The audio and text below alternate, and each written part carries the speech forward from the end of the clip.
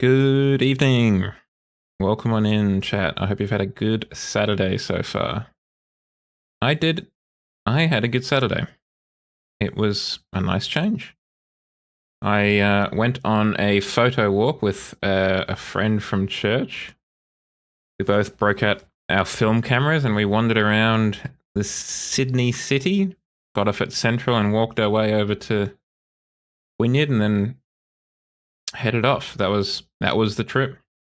But it was nice to get out with some friends and take some photos again.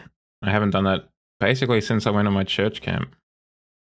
That was the last time I really took some photos, I think. So it's been nice to get out. I hope everyone else had a good week. Or a start to the good weekend, at least. An end to the last week. We're going to be going back to an old flame. We're going to go back to Car Mechanic Simulator. I didn't end up buying this on the Steam summer sale, quite foolishly. I kind of thought we were done with it, but it seems that y'all quite like it. Y'all enjoy me playing it. So, here we are again. Actually, while I think of it, I need to add it to the old wish list, just in case it comes on sale. Because I do want to pick it up. I would like to pick up, in particular, I would like to pick up the thing. The Mazda DLC. In particular, I would like to pick up the Mazda DLC. Just because it's a different engine type. Because the Mazda DLC, as far as I can recall, in fact, I will check now just to make certain I'm not lying, focuses quite a bit on the rotary engines. Yeah, so there's the RX-3 and the RX-7. So there's a 1.2 litre rotary and a 1.3 rotary twin turbo. So I would like that because it's got different engine types, you know? So it's not just your standard piston up and down, crankshafts, all that kind of stuff.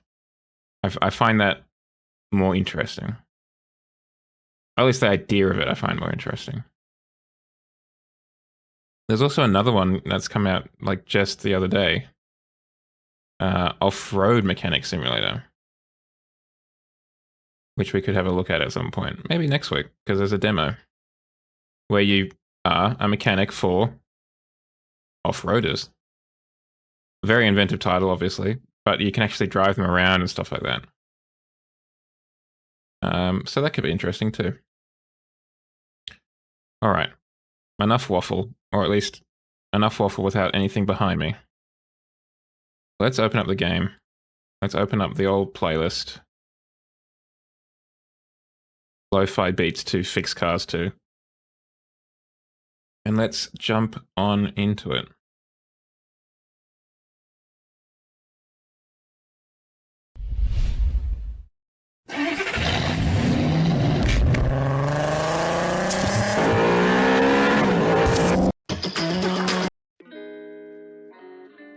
We're getting captured, okay.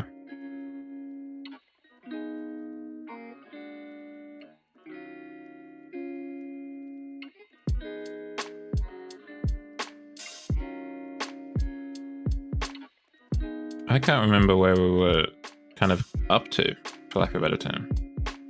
I think we had a little bit of money in the bank.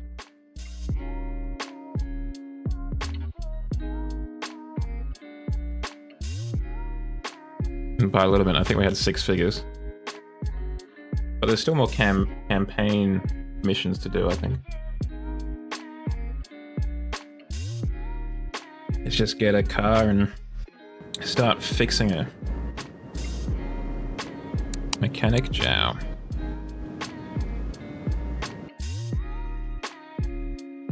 $15 hours of gaming in this, so that's what, approximately 5 streams? I feel like I played it for longer, but maybe I'm wrong.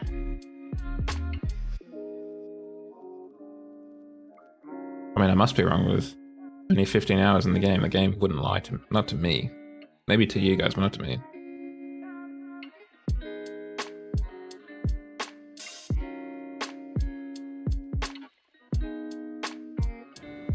Okay, black screen. Yeah, we got $200,000 almost.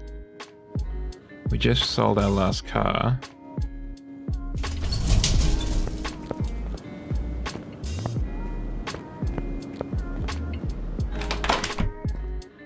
What's... sorry, that's not... We want the phone. So this is the next campaign mission. Ishioni. Guess we do that, right? Keep going through the campaign. That's a good place to start.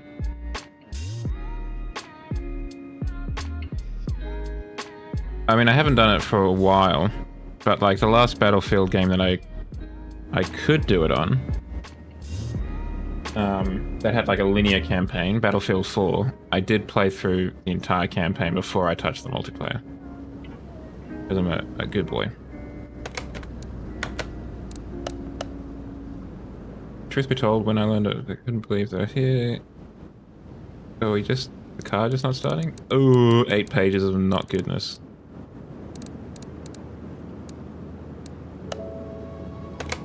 Examination.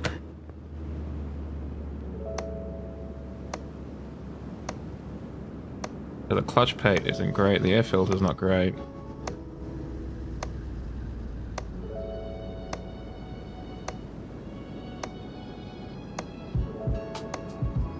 We'll just do all the different test stuff. The belt's not good, cam gear's not great. The clips are fine though, that's good. Whew, I was worried about the clips.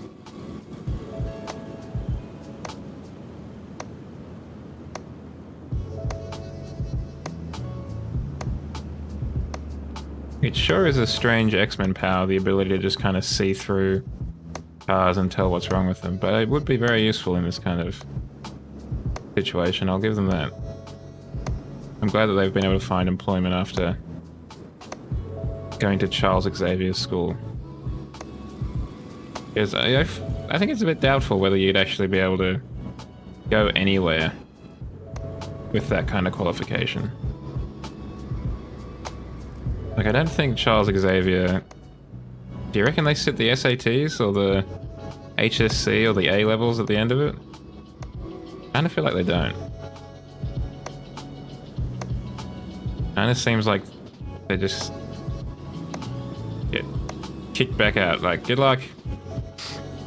You don't actually have any qualifications.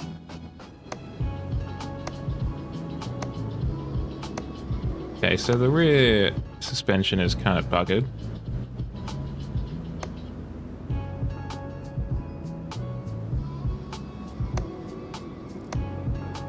Yeah, absolutely buggered is probably a better way to put it.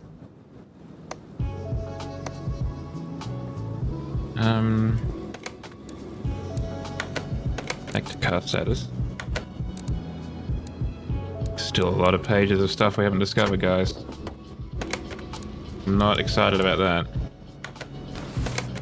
Tools. OBD scanner? No, of course not. Too old. Too optimistic, Jow. Engine can't be started. Okay.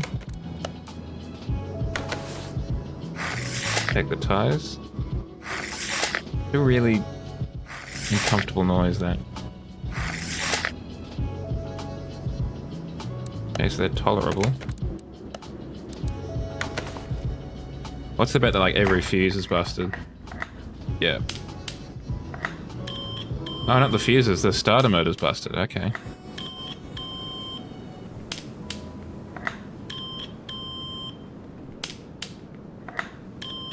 The actual fuse box is fine, tolerable.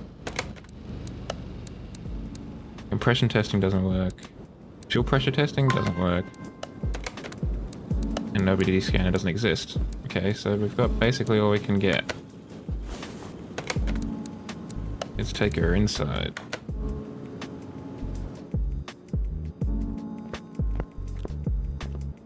Let's drain some of these sweet, sweet fluids.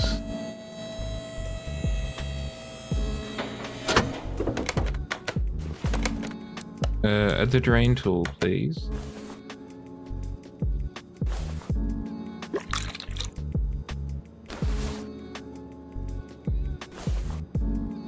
Oh, and the radiator too, that's the other one we need to drain.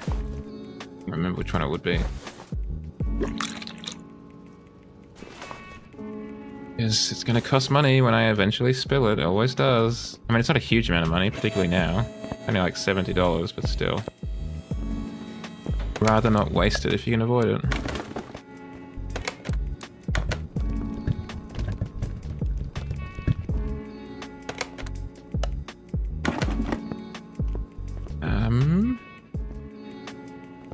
Take out the drive shaft.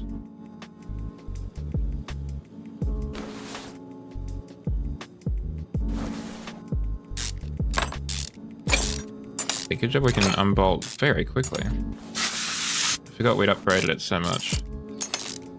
Big fan. Okay, let's clear the list. I'm impressed it remembers. Guess there's no reason why it wouldn't, it's just like a text file basically.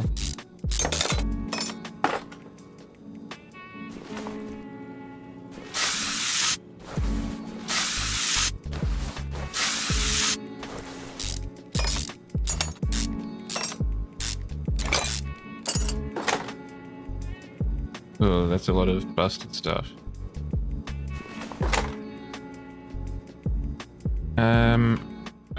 Oh wait, no, we need to take off the exhaust. Basically, I'm just looking to take the engine out.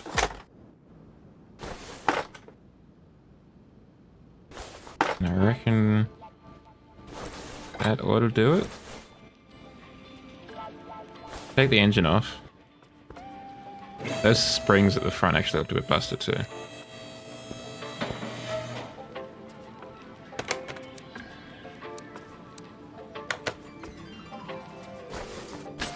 We need to get the jack. The engine crane, sorry.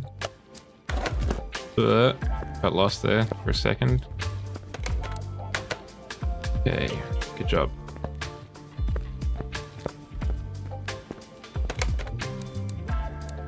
Install engine on stand. Which engine was it, chat?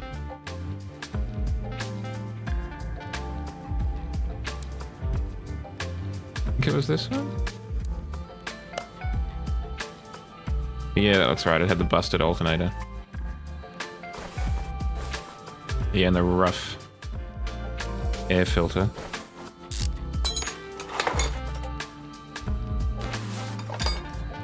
I reckon we're basically going to be entirely stripping this bad boy down.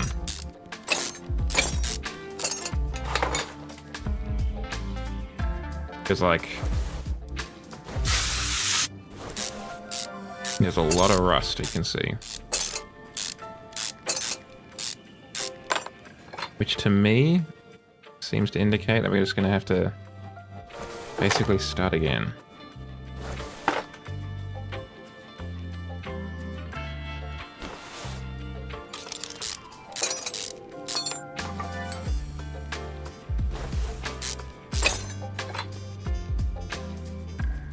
Had the speakers on by accident.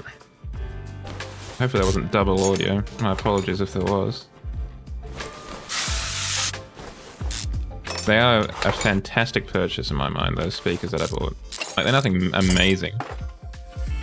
I think they were maybe $40, but it's just nice to be able to use them without having to... It's nice to be able to hear the computer without having to put on the headphones. And because it's in my bedroom, I can then set it up to basically lie on bed and watch something on the computer screen. It's fantastic. Like, the fact that this is rusted here makes me wonder if the underneath can be a bit busted too.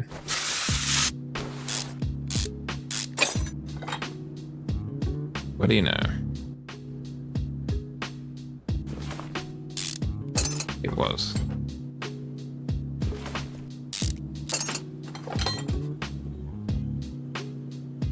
That's probably fine. Even if the bolt is kind of fixed in there. What's the word? Welded? No, it's not welded, it's stuck? Maybe, that's kind of appropriate. Like, this absolutely has to come out.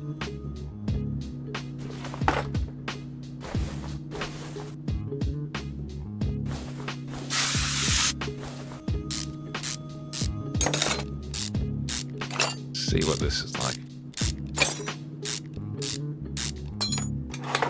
Also not great.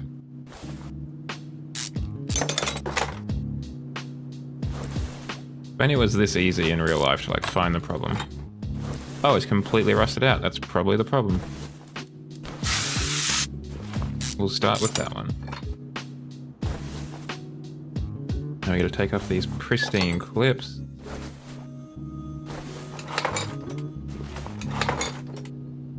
Ignition rotor's probably busted too. Ignition distribution cap distributor cover looks fantastically fine. Let me get in here.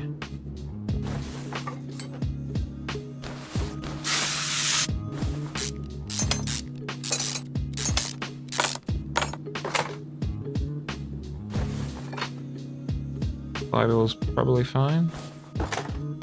Yeah, that crankshaft looks a bit rough, huh?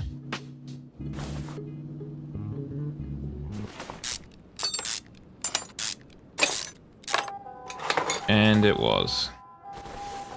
Oh. I meant to spin it the other way. Ooh. Yeah, so basically we're just gonna strip the entire engine. Let's go. I'm impressed. Again, this is one of those cases where it's like, how did you get this in here, actually? Absolutely on the back of a tow truck. Or they pushed it.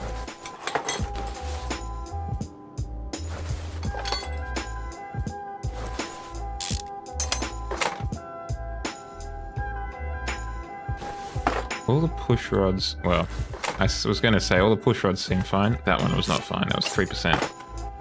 They were basically using a disposable chopstick. It was in such bad condition.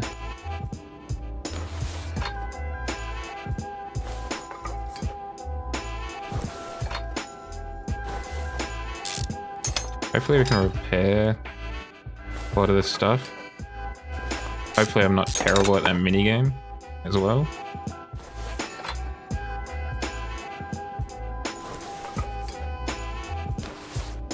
So I don't have to buy too much stuff. I don't know quite why I'm penny pinching. It's not like we don't have considerable currency on our person.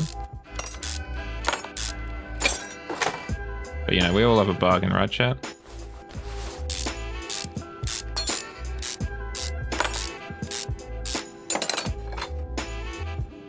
There's the dodgy piston. Oh, and there's the rods. I don't think I've ever seen that before. Guess that makes sense though.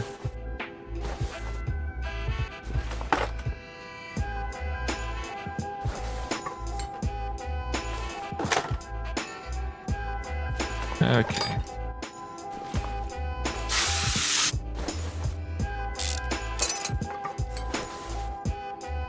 Yeah, we'll take you off too while we're over here. That's not a separate part. Okay, I was going to say surely it was. I think we need 5 spark plugs. There are probably a few spares around the place too. We do have so much money that I'm almost tempted to just give him performance. Give the, yeah, whoever owns it. I was going to say him, but whoever owns it, give them performance parts. They... You know, they brought in this car that doesn't work, hoping to get it fixed, and they leave with, you know, 200 extra horsepower. It's because the mechanic said, yeah, why not?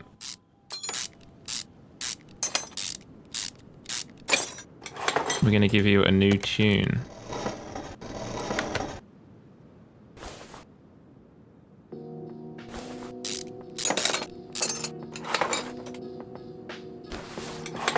Piston rings are busted too.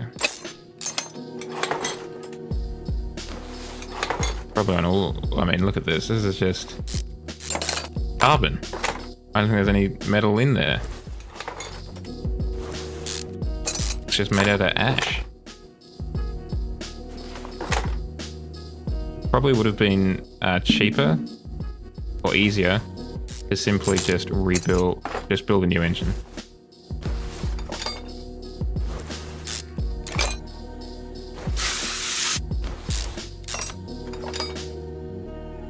Like the amount of stuff that's busted about this thing. I'm not even 100% confident that the engine block is going to be up to spec.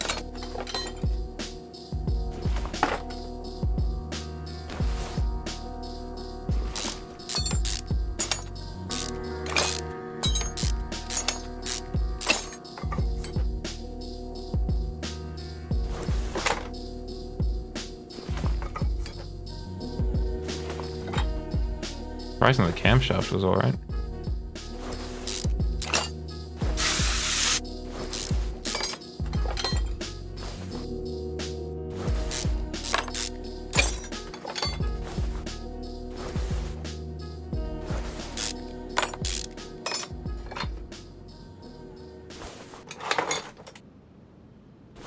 Yeah, the engine block is fine. Go over here and start repairing some stuff. Sure, we'll repair an ABS pump.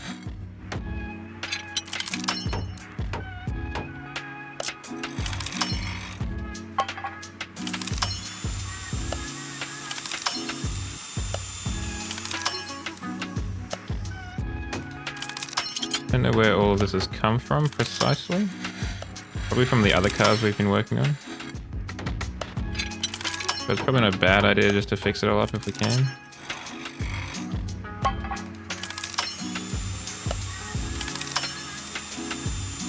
Here we go, now we're in the engine stuff. As in the engine that we just disassembled.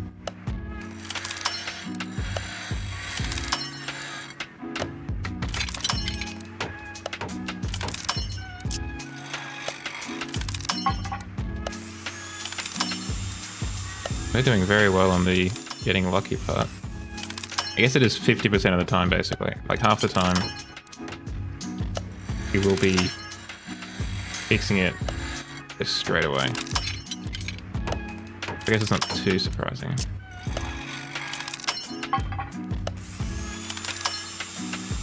That we're just out here gaming.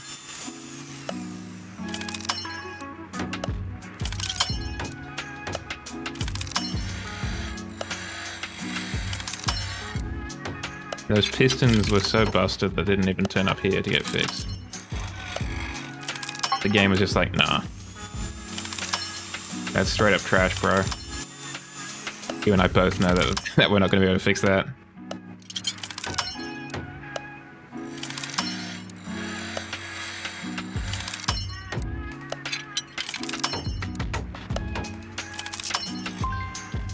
Alrighty then.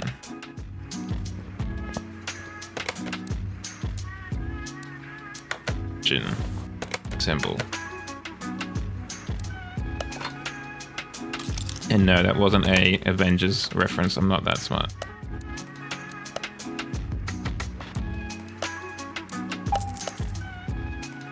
Oh, we already had a fuel filter. Oh, that works nicely. Do we already have a V8 filter? No, not at all.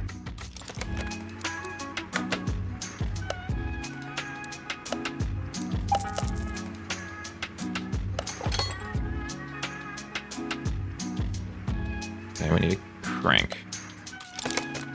This is one of the parts I am tempted to see if we can get a performance one. No, we can get a performance camshaft though. And I think that would just be funny. There's no other reasoning. I think it would just be funny. If we could get a performance crankshaft. Yeah, we need 8 piston rings.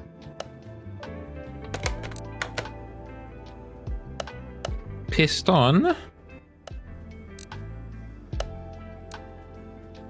rings. 8 civil play. I have yet to encounter the other type of pistons. I've only ever used piston with conrod.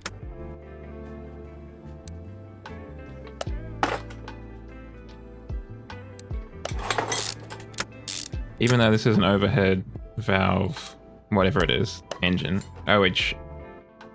OHVF fan? I don't know what the F stands for. Maybe it's called Fred. This is Fred, the overhead valved V8 engine. Say hi, Fred. Fred has his own pistons.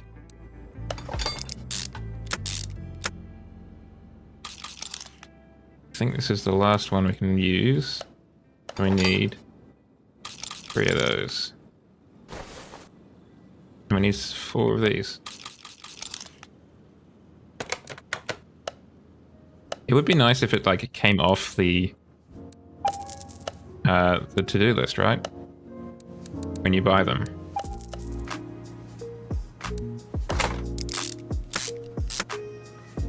So it wasn't quite as much of a hassle.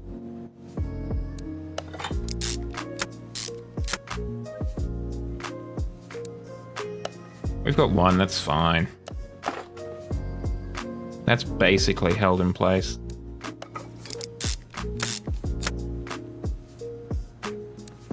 The oil pan will catch it.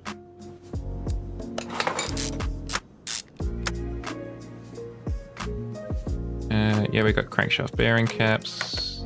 Get 2 of these, please. Imagine if you also had to buy all the different screws. That would be rough. Partly because they are so different. Well, not... sorry, partly because there's so many of them. Not because they're not actually that different.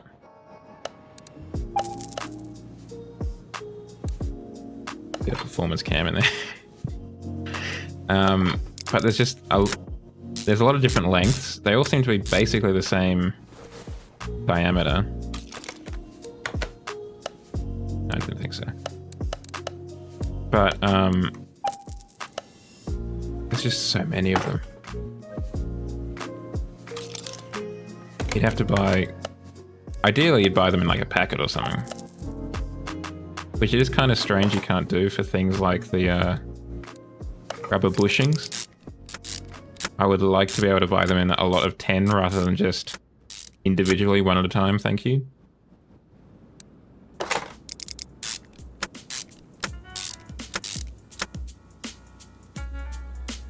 That's fine enough. Hold on. Can we go... No, we need to go to the car.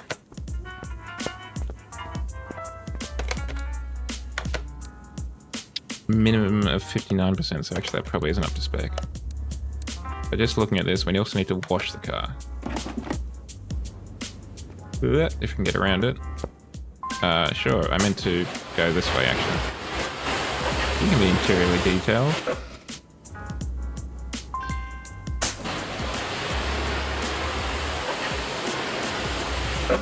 Lovely.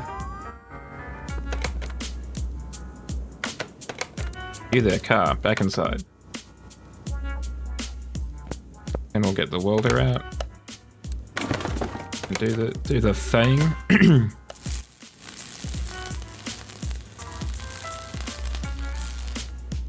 Oh, there you are. Thank you for doing your thing.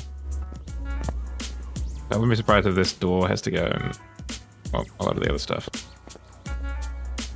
Anyway, back to the engine.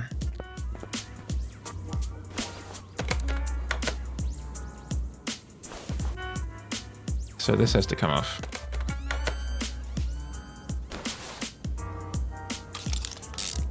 Probably, because it's not up to spec. I might be wrong. I might be being a little bit too cautious. That's probably safe than sorry, right? Better safe than sorry.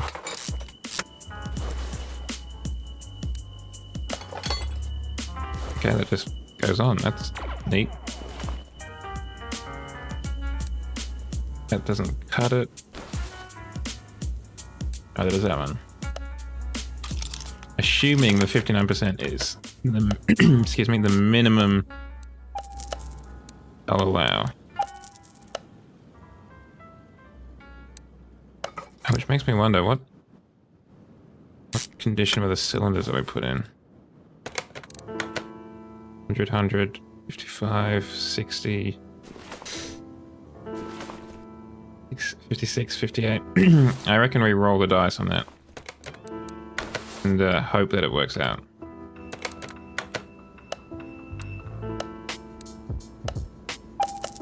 But I think we'll be alright.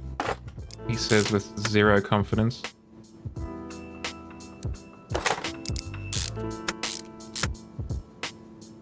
No, we didn't fix one of those. Okay. Probably to the electric shop, right?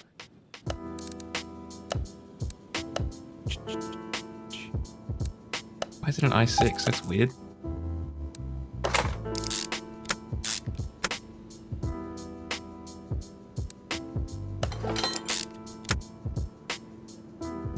Just gonna assume that all of these idle rollers are fine.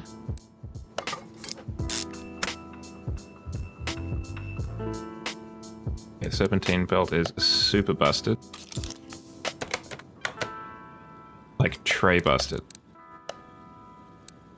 More busted than usual.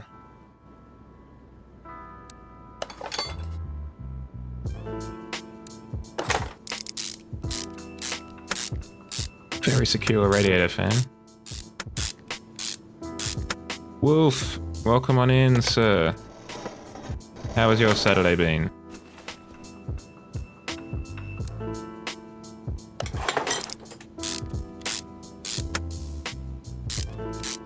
We're just fixing up, we're going through some of the campaign missions, so I'm fixing up a van for someone.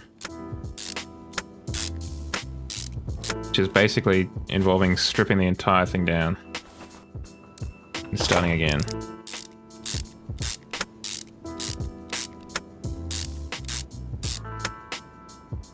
Mine has been pretty good so far.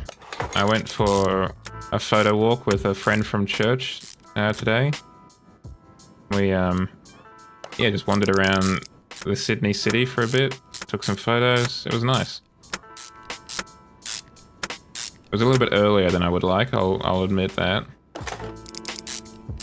But it was good, nonetheless.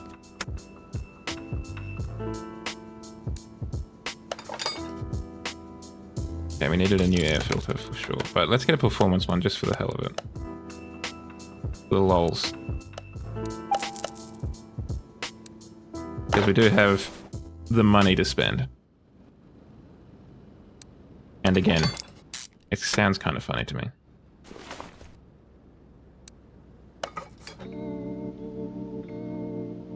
Well, that's, if you recall, we sold on the last, in the last installment of this game, well, the last two actually, we did a lot of junkyard kind of refurbishment and selling. So that's why we've got all this cash money on our person.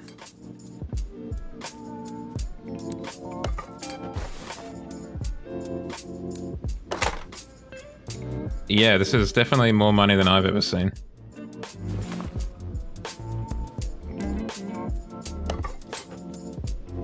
This is an important question for me.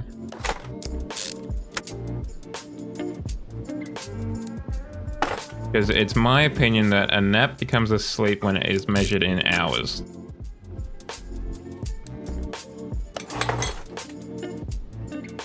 I didn't nap either before I started doing this, but I do now. Hell yes, Wolf. Well done.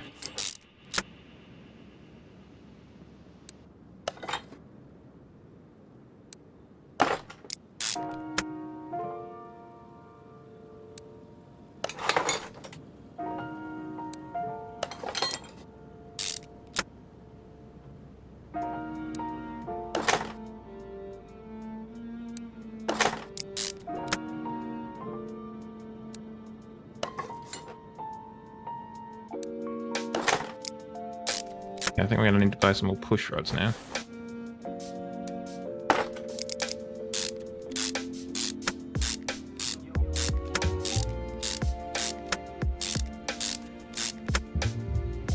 Yeah, that's my thought. I think as soon as you say an hour, or plural hours, it's asleep. because I accidentally slept today. I meant to have like a 45-minute nap, and it turned into a 2-hour sleep. Oops.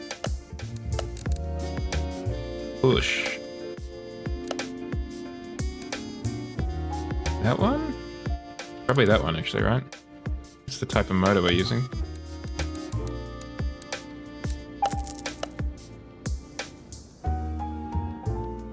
It was.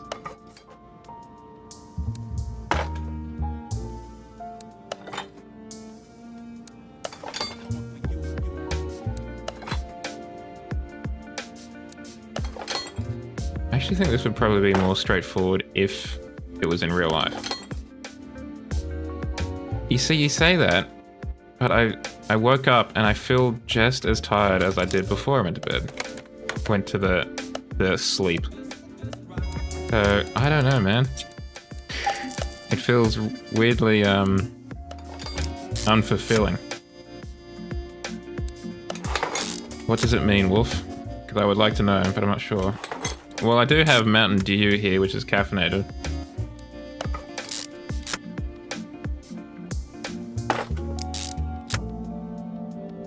But I've never really liked coffee, to be honest.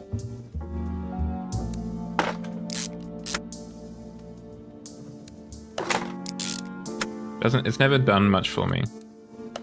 Like, I like the taste in moderation. I enjoy a coffee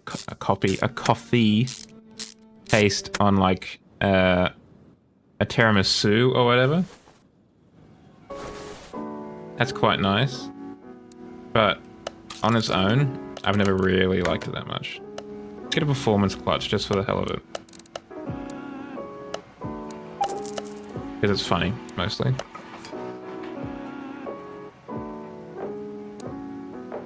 Sure, we'll add that in. I just think it's funny that you've taken in your car, get fixed up because it wasn't starting, and then the mechanic basically, out of the kindness of their own heart, was just like, well, yeah, we're just gonna make this hella good.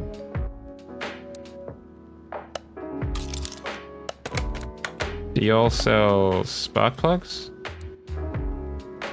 Let's just get 8 of those because it's just easier. I don't mind a warm chocolate. I'm not a hot chocolate kind of guy because it's a little bit too hot. I think it's partly because I like to be able to drink my drinks like at my own speed, not just like have to wait for it to cool down, I guess. I don't know.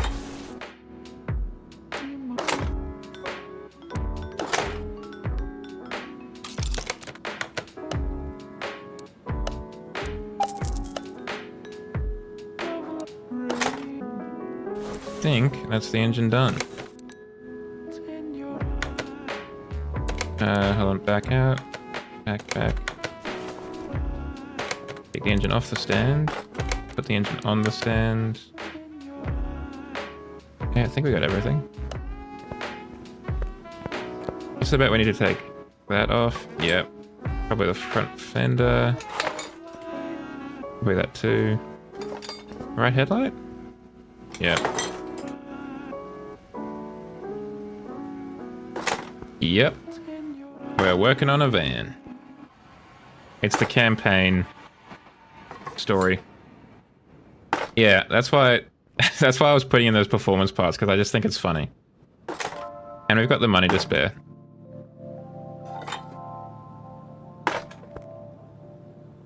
I can't jump up. I was hoping to get in it.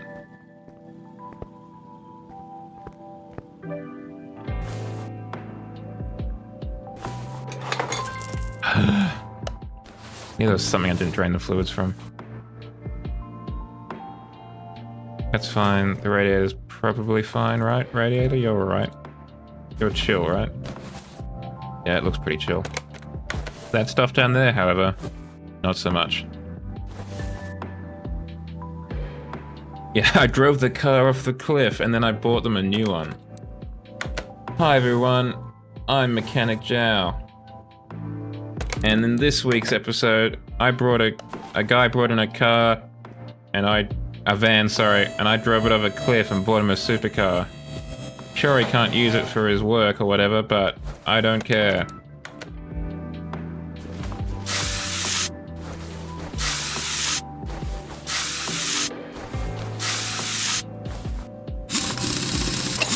Like when this guy came in, I'm going to show you once we do this. When this guy came in, there is 8 pages of busted stuff,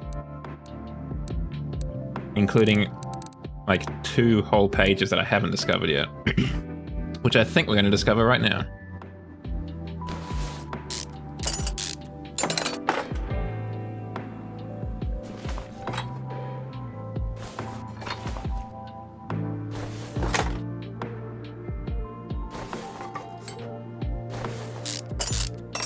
So I'm basically just doing it as like a full rebuild. Like those springs are busted. For sure.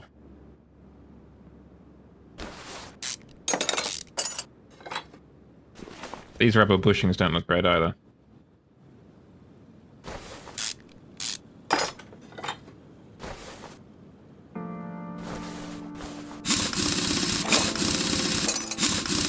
But these wheels look like immaculate.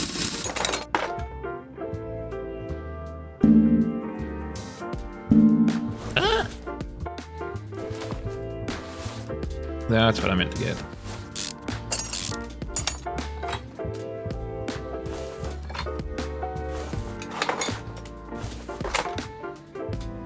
%1 wheel hub. That's basically just running on the metal at this point.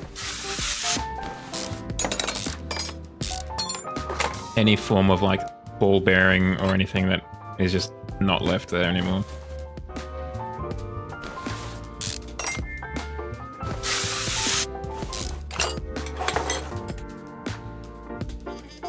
Better lift it up higher. Okay. Upsy daisy.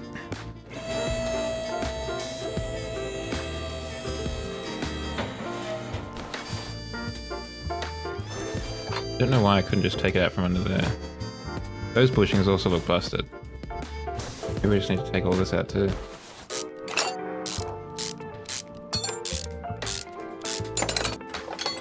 Yeah, I reckon just take it all off, Joe. Not in that sense.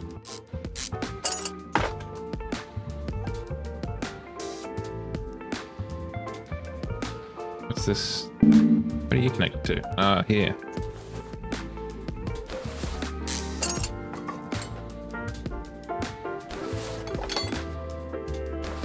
Excuse me.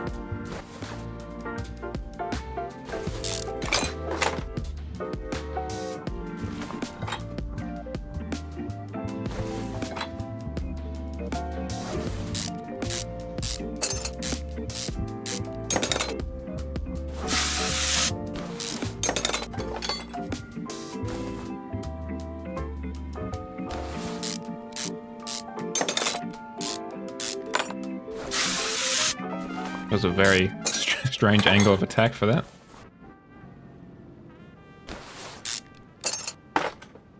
All these rubber bushings are going to be busted, absolutely. Except for that one wasn't. This one doesn't look like it either. Okay, so there are some good ones, it's just these ones at the front. I don't know what they did to this car. Or van, I should say. They must have just driven it into a creek or something. Yeah, we do have some leftover good ones from all the times we've bought a lot of good ones.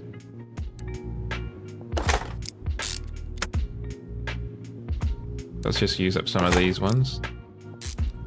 As long as they're above 59%, according to the order, we should be fine for replacing them.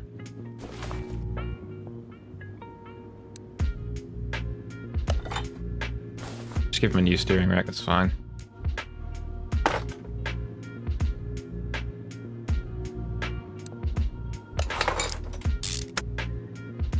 The trouble is I don't know what happens if their parts are already 53%. Like, do I leave it there? Do I take it off? Do I replace it?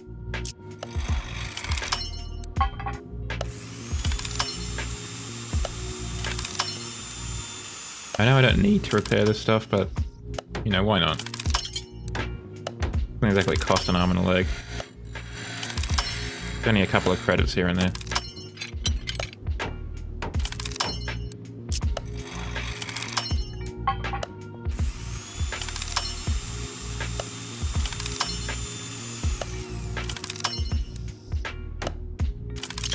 just wish I could repair rubber bushings. That would be perfect.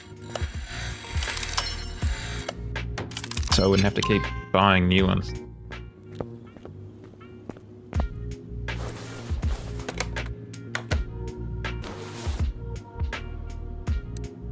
Like if I just put that back in.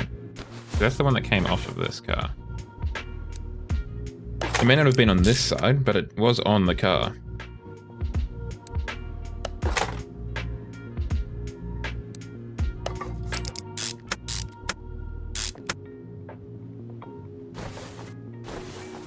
Got ventilated brake discs on a car from the 60s?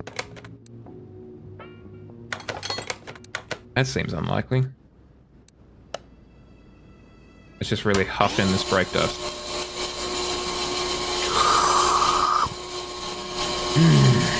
That's the good stuff. Get that iron in your diet.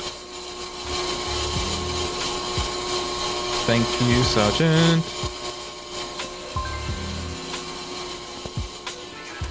It's going to be level 6.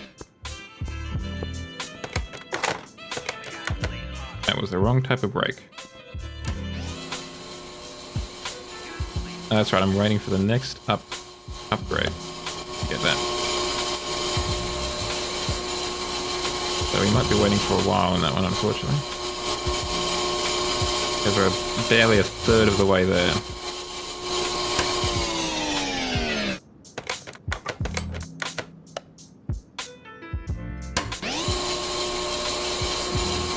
I also feel like this is probably not super wise.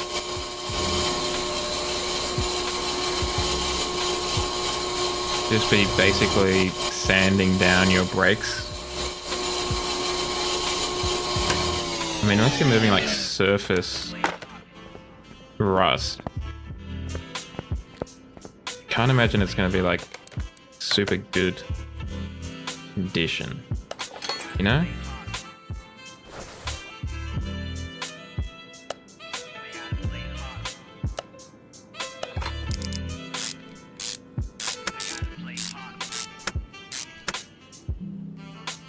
So we also got to disassemble the springs.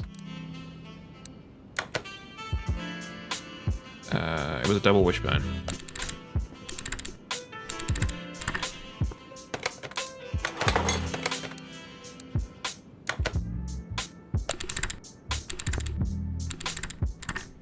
Why do we have the engine sketches in here when we build the engines out there? Okay, I can't repair anything. That sucks. That's the double wishbone. Yeah, those were rough. Here and here. Spring. 2 front springs, please, good sir.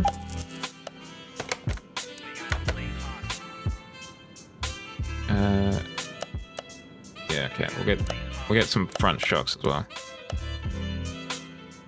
Shock! Oh!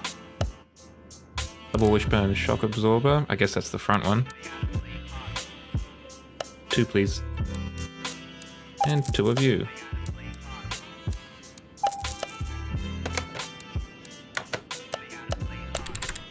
Because we've given it like 10% more horsepower. So it's probably not a bad idea that we can make sure the tires keep to the road.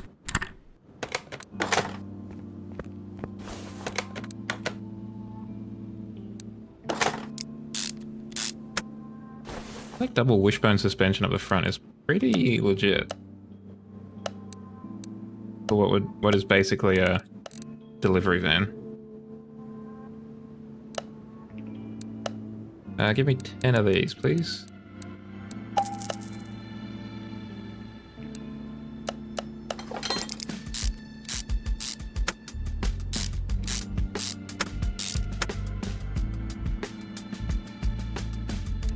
We'll need a front sway bar, my good sir.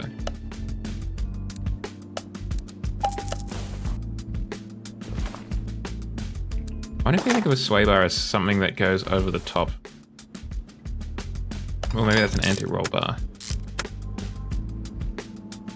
I don't really think of a sway bar as an underneath thing.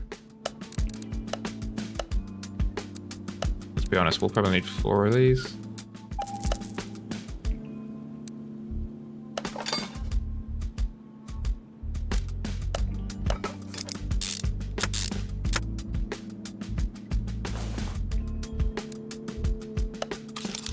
Need 2 of those. Probably 4. If nothing else, we can always just use them on another project. It's not like they're going to go off.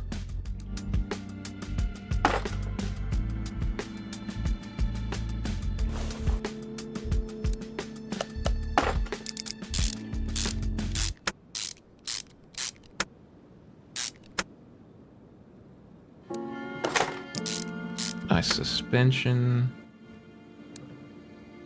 It's probably fine. We're just about straight line speed, really, if we're honest with ourselves.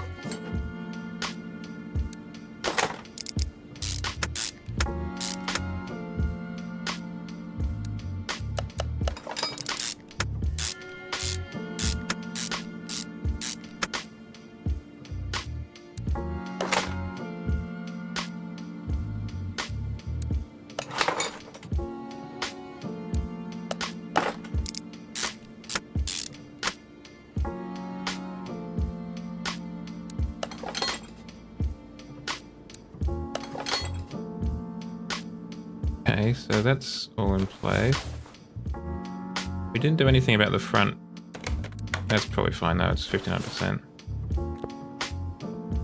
Take off the rear engine.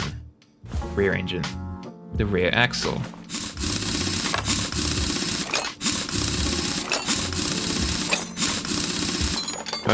The tires look fantastic condition. Tires and wheels, to be honest, are fantastic condition. I think everything else here is probably going to leave a little bit to be desired, though. Yup.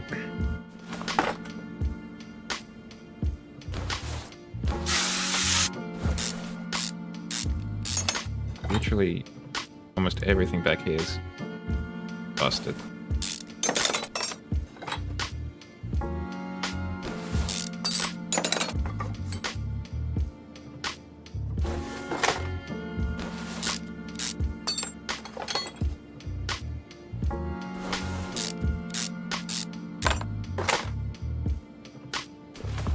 Get that leaf spring out of here.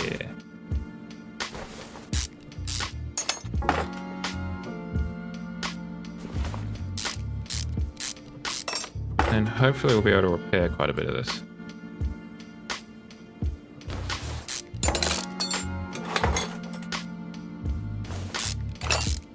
Which I think gives us experience. I don't actually know if it does. I hope it does. We're doing it quite a bit.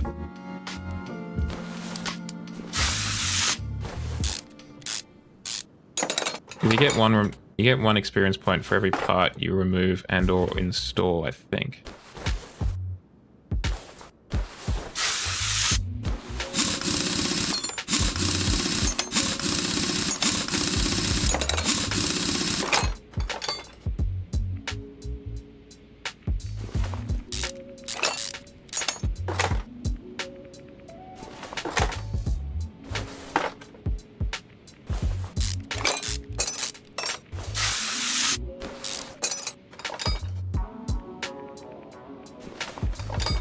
Turns out we didn't need rubber bushings for the back. What's the fuel tank like, actually? Oh, the fuel pump's not looking crash hot though.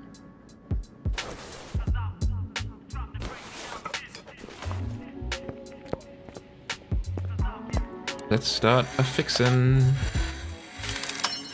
We also got full disc brakes, which is pretty impressive. We're going well, though there's still work to be done. We're having to rebuild the entire rear suspension.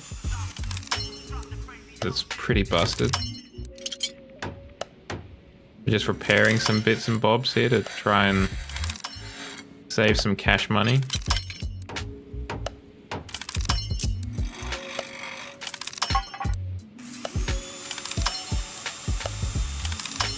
Like, I can understand how you'd repair something like that. I don't know how you'd go about repairing a brake cylinder. I feel like you need a little bit more kind of equipment than what I seem to have in my possession. Let's clear that list and start it again.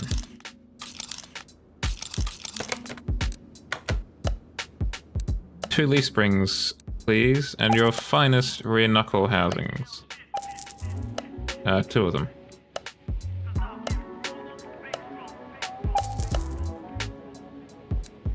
Merci beaucoup, sir.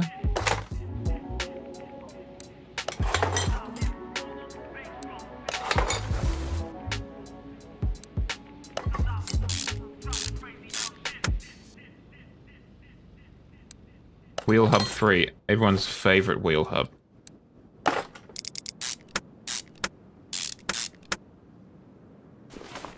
So we'll put those brake discs on the old spinny.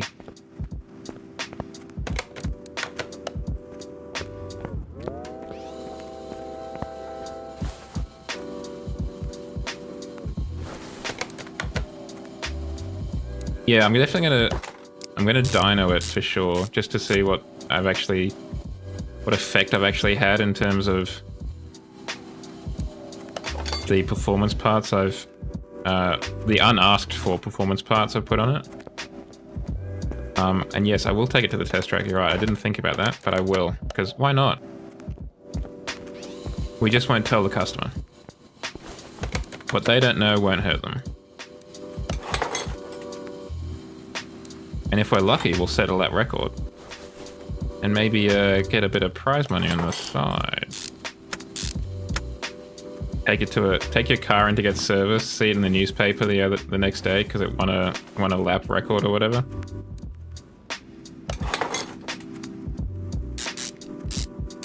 Yeah, that's partly why I'm like, I'm gonna put some performance parts in it just because I think it's funny. You take in your old jalopy to get fixed up, and it comes back with a entirely rebuilt engine with twice the horsepower. I think that's just funny. It's simple as that.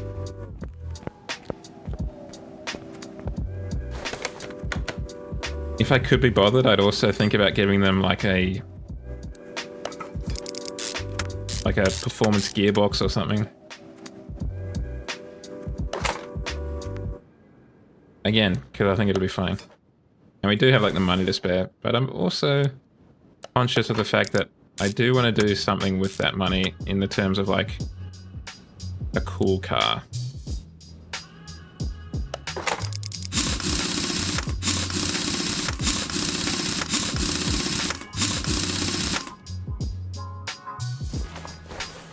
I want to make I still want to try and find like a V12 engine, like the Lamborghini knockoff. Somewhere out there. Or just another cool car that we haven't touched before. So once we've done this, we'll probably head out to the junkyard again and have a peruse. See what we can see. See if anything takes our fancy.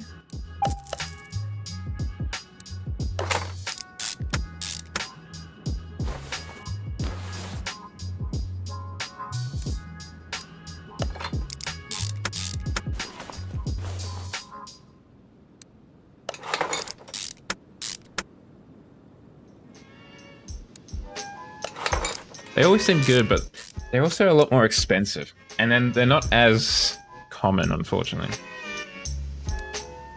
But we do have quite a few. We've got like 5 or so there's definitely no reason why we shouldn't do that, you're right. There's also an auction house that we haven't had a look at, that Shadow was talking about last night. Apparently it can be a little bit cutthroat. In terms of, like competition with the AI when it comes to bidding on stuff.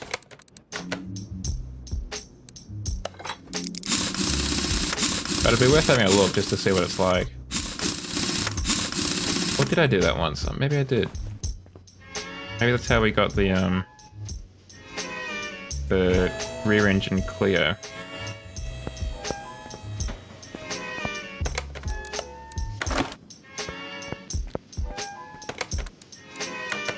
You there, install this engine, please.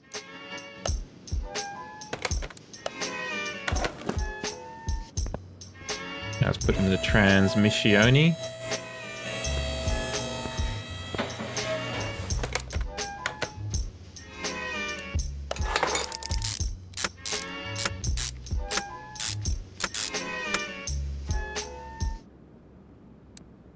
Just need a starter, and we also need a fuel pump because we didn't put one of those in. V8 starter. Starter V8.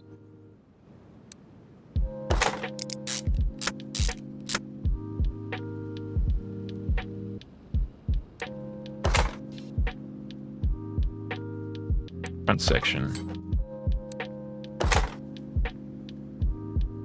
Add the like the rocket booster on top. Well, if I could, I 100% would. I'll put a solid rocket motor on there for sure. Let's do it.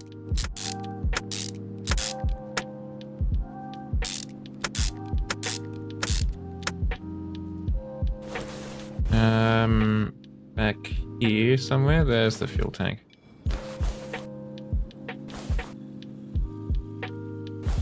Ah, 57%, that's probably fine. Better than the other fuel tanks we've taken out, apparently.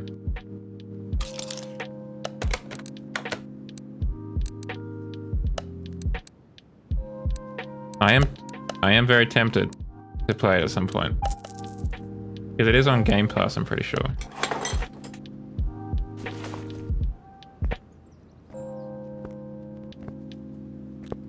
Yesterday, if you recall, I was talking about doing some sort of,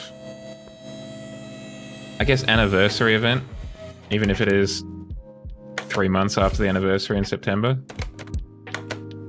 And maybe I'll do that then. Have a look at Power Wash Simulator.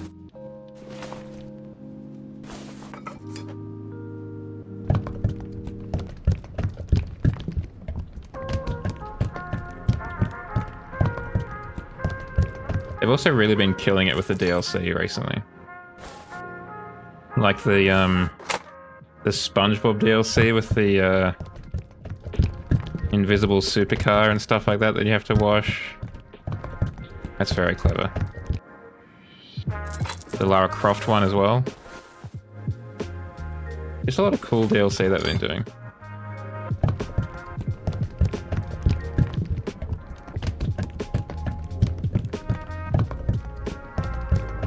I'm surprised they haven't done one for like, I guess it'd be kind of like the Viscera cleanup detail game. I'm surprised they haven't done one in like the Doomslayer's Fortress of Solitude or whatever you call it. Probably because it wouldn't be E-rated, I guess, but which I think is what Power Wash Simulator is rated, but maybe I'm wrong. Okay, what's the car status? Green, green, green.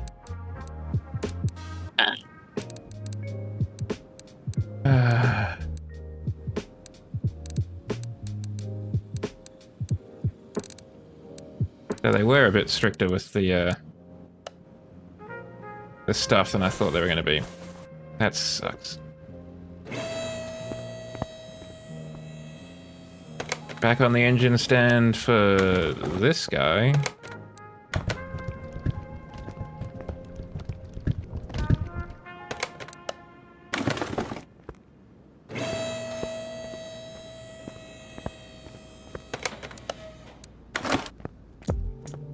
Oh, we put the transmission in, so we gotta take that out now. Gosh darn it, chat. I was really hoping that we'd be able to get away with it. Yeah, I mean, that would be cool too. But I imagine the license fees would be enormous for that. You know Disney would want their pound of flesh for that kind of thing. They wouldn't do it easily, I don't think.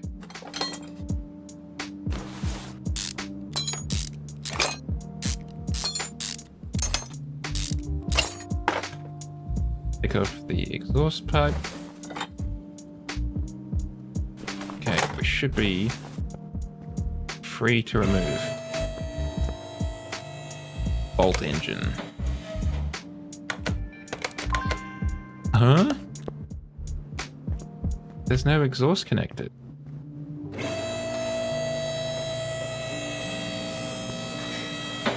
Why'd I have to take this off?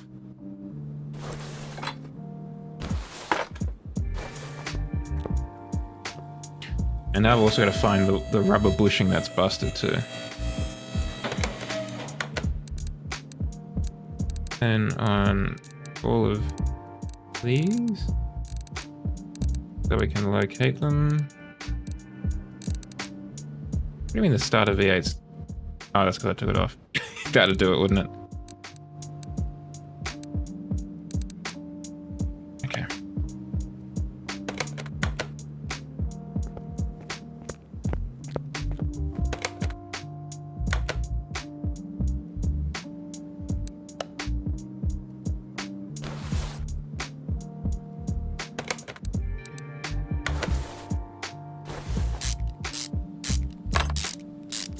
I think this is the one where I put in the cheaper stuff, but maybe I'm wrong. Maybe it was the other side. 100, 100, 100. 100, 100. No, it's the other side. Bollock.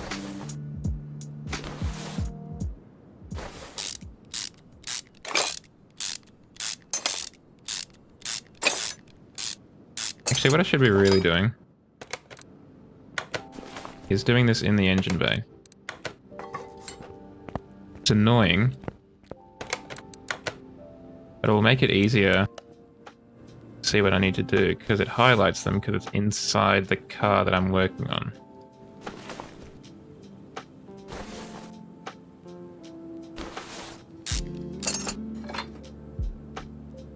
Of course, the fact that we have to get all the way down to the pistons is a little bit annoying.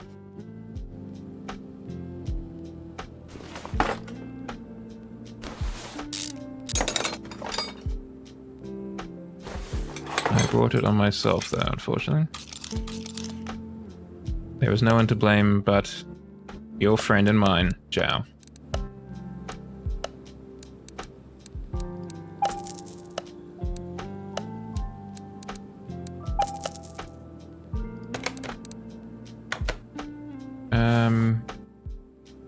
Yeah, we have to take literally everything off. Awesome. Yeah, I'm surprised you can't do that as well, actually. There's definitely a lot of possibility for it. Because it is relatively straightforward to just, like, interact with it. You just need to put in the location. You don't necessarily have to add more mechanics or whatever. It's all about... all in that modeling of the actual thing.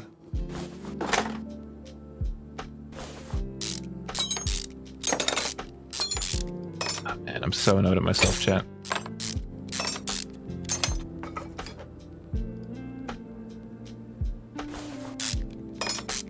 Just cutting corners. And ended up cutting myself. Damn, that's a good line, actually. Cut corners, you might cut yourself.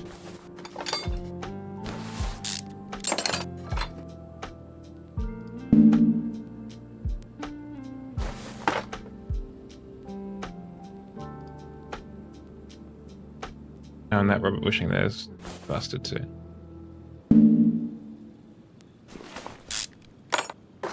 I think what else would be a good thing to get to power wash.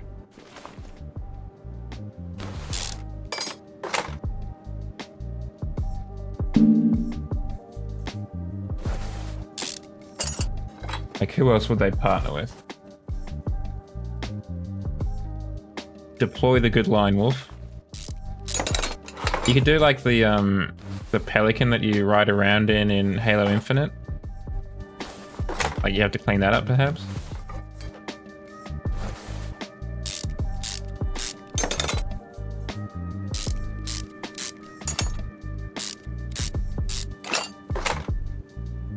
I feel like it's taken, though. I don't think I can use that. I don't think I can use that line. It's already spoken for.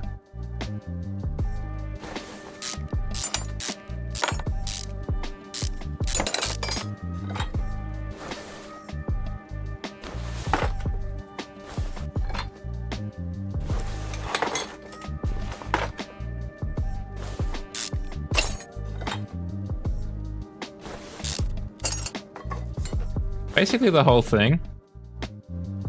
Yeah, because these two pistons there and there that you can see ghosted aren't up to spec. So I've got to take them out. Basically, there's a minimum requirement of condition when you're repairing the part, and I guess the piston I put in was under that condition.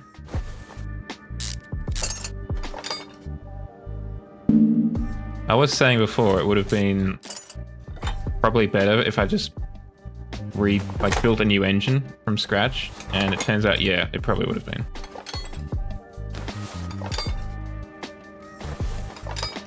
I would tell you the tale of the Piano Man, but it's probably copyrighted. Sing us a song, you're the copyrighted musician, man.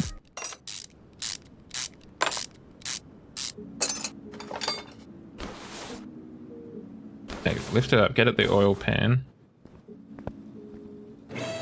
Take that out. Tell us the tale of the Jarman.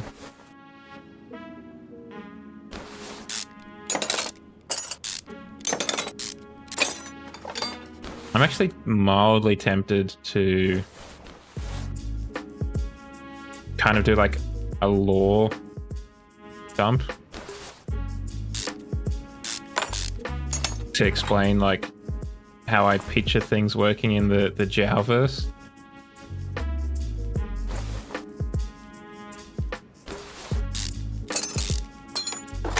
Like one stream or whatever. Start off a bit early and explain certain concepts about it. Jarman into the Jalverse.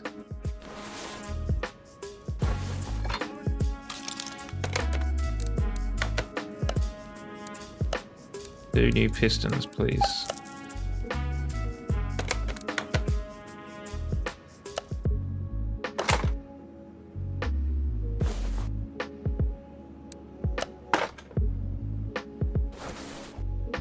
Put on the oil pan before we forget.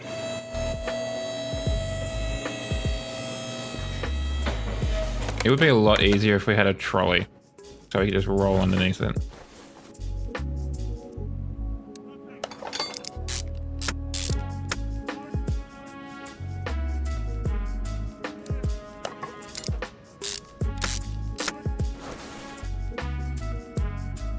So there's a new game from these guys that came out, Off-Road Mechanic Simulator, which is, as you would expect, a mechanic simulator for off-road vehicles. There's a free demo for it on Steam.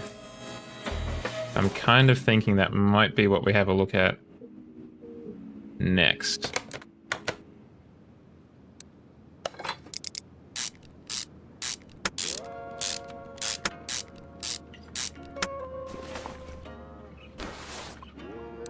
I saw someone playing it on YouTube today. It looks kind of interesting. Seems pretty similar to this game. It's got a slightly different control arrangement, but it seems principally the same.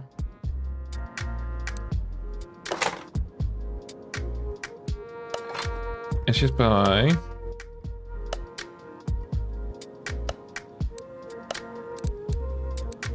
I would love to put it. Welcome in, Dark Frost. How are you? Doing well, I hope. One thing I unironically love about more modern off-roaders is the hybrid ones. Because if they're clever, the manufacturer... Ah, okay. My mistake. Well, welcome on in, Dark Frost. If the manufacturer is clever, they allow you to access the battery capacity through like a power plug or something. So you've basically got a giant power bank that you can take with you when you're out camping or whatever, which is, to my mind, a pretty underrated addition. I think I like loud cars in moderation. I definitely do subscribe to the kind of, they can be very obnoxious.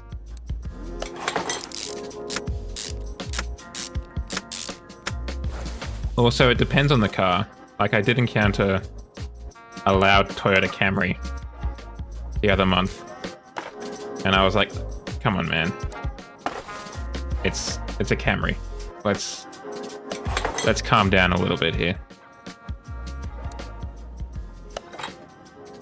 I appreciate that you probably put a lot of effort into it, but it's a Camry.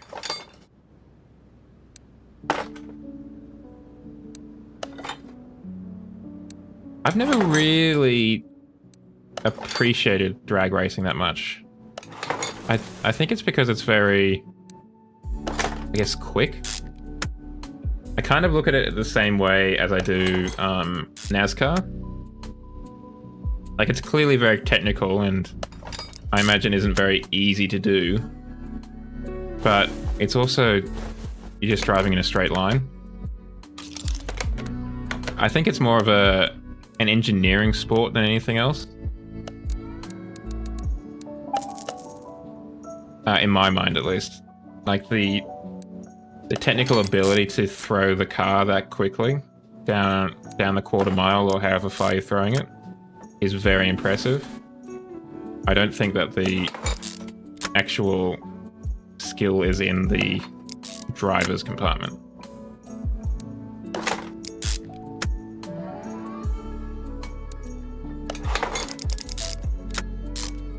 Excuse me. I know my brother used to love drag racing. On the SBS in Australia, ages ago now. On a Sunday, they used to have like a motorsports news wrap up, and they would show things like truck racing, but also, is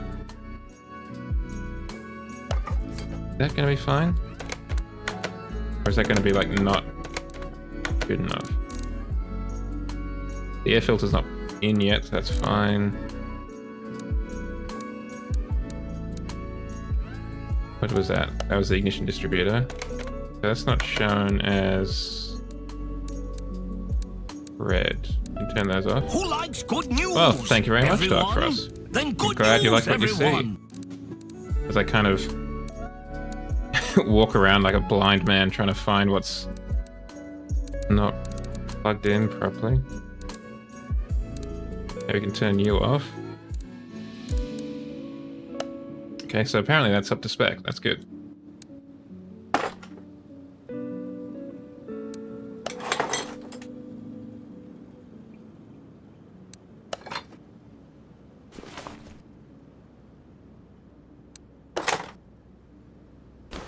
I just think that why was it only 2 of the spark plugs showing up as not being there when 4 of them went in? Are the other 2 spark plugs just kind of suggestions? Just spares that you can move later on when you need them? That doesn't seem right.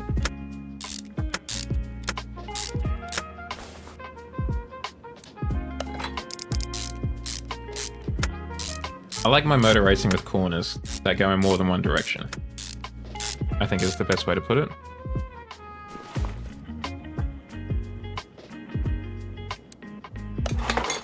Even in video games, I've never particularly enjoyed the drag racing. Though I did really enjoy a Flash game decades ago, I think called Drag Racer.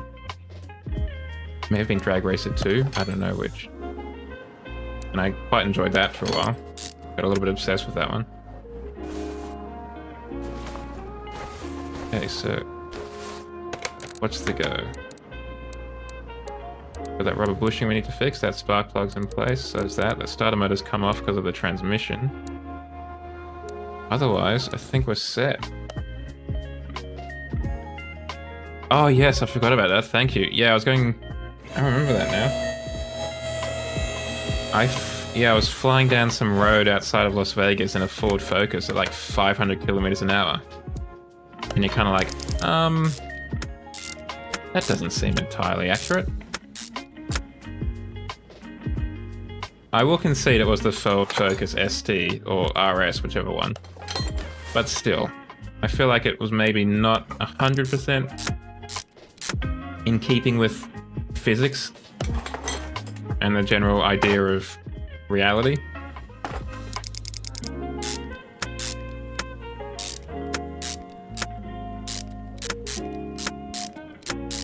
It definitely was a little bit of a power trip though, that's for sure. Try and take you off. Oh no! Twitch, do not commit die. At least not on my viewers. You can commit die on someone else's viewers. My viewers are special. A cherished bunch of individuals.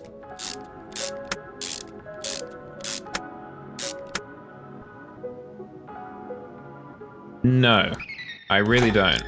I reckon it's probably got another 2 streams in it, that game, to be honest. Wait, do you not want me to replace the body panels?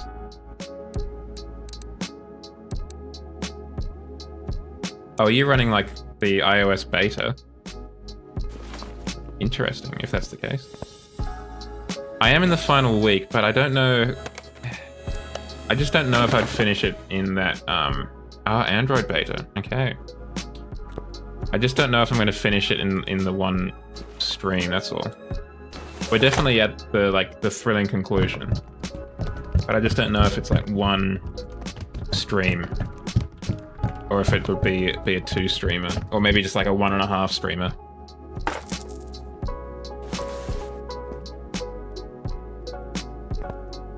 We do have that nice Huracan Performante. Take this bad boy to the dyno. Okay, I even took out the windshield. How is this acceptable to the guy? I forgot to install the sway bar. Oopsie doopsies. I don't think you need the sway bar for the dyno test, but anyway, we'll put it on just to make you happy.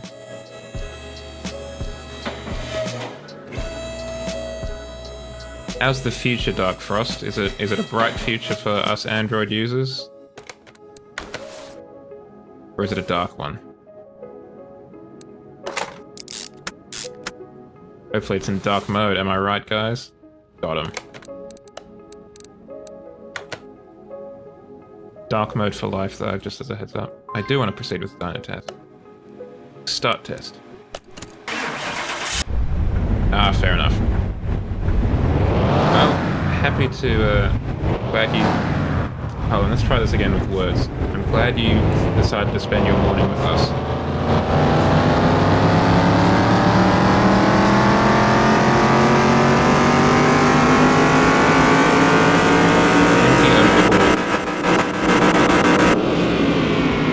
You know, it's not much, but we gave him an extra 5%. Ah, that's good to hear. You enjoying it? Heading back to church? Now, in theory, this is everything. That is very good to hear.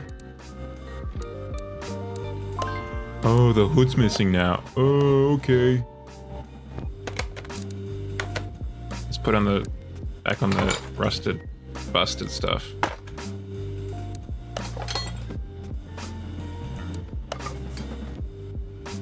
I was going to replace, which apparently doesn't need to be replaced.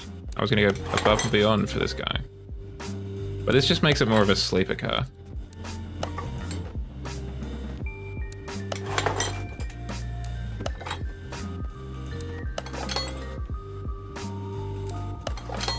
You see this at the lights, you have no idea it's got a V8 engine in it. And all the other stuff.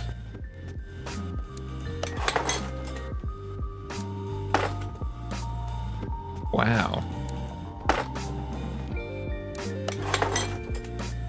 It's a nice collection you got there, Dark Frost. I would personally prefer if it had body panels, but I'm also not going to lose too much sleep over it. What was the BBD? We're not going to re-register this guy's car today. If we needed to replace the panels, whatever, you can have the Commander J on the back.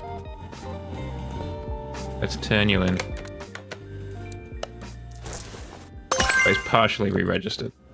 Oh, we leveled up. Excellent.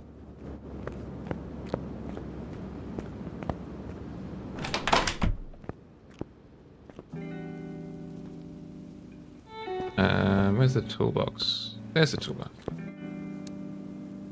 We are level 16. We can finally fix body panels. Very poggers. Do we want to run faster? Examine faster? Damn. I must spend a lot of time in this game if that's the case. So we can do the next mission. But I reckon let's go have a look at... what do we want? The map. We could have a look at the castle on. I reckon we start with the junkyard. And then we'll have a think about the barnyard. And then we'll go to the castle on. But with the ads, I'll have a quick break. And we'll come back. How about that?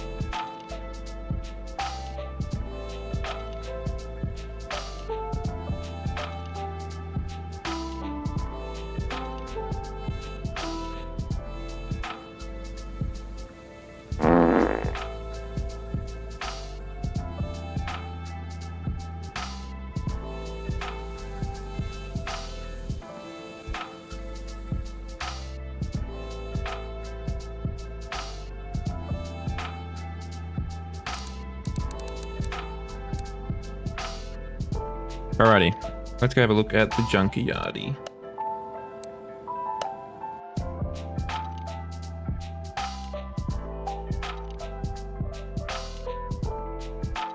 Let's see what the random generation gives us.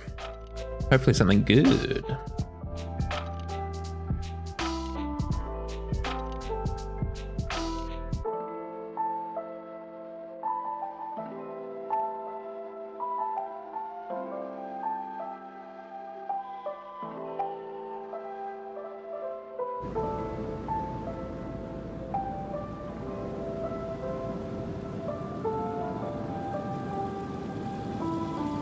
Thank you, Wolf.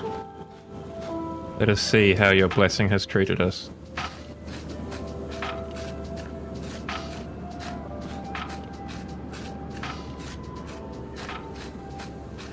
Okay, so we've got a pretty standard sedan. The Ninja Star on the front. What do we have here? A Katagiri Kamatsumoto?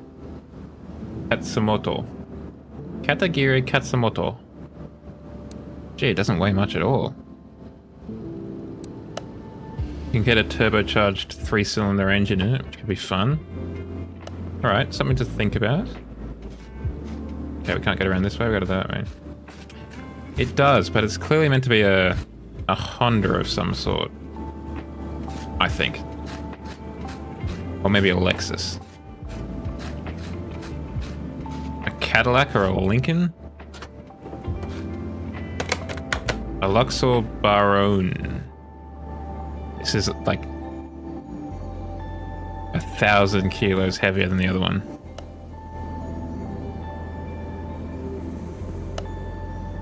Yeah, it's definitely a caddy. I reckon it could be a Lincoln, but I think you're probably right. I think it's more caddy than Lincoln.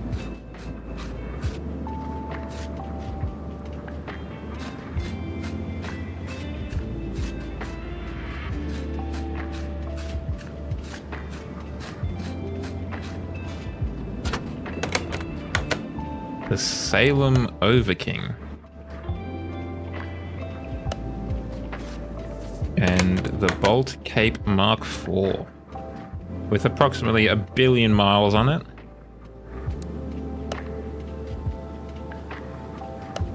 Yeah, absolutely Crown Victoria.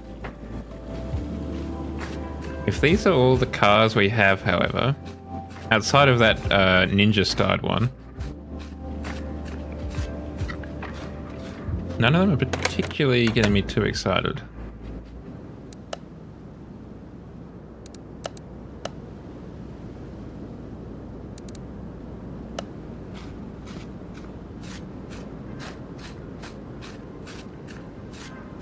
Now this is a proper...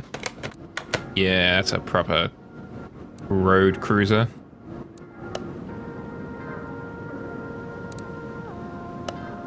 He's got a supercharged engines apparently. Can't reach the front.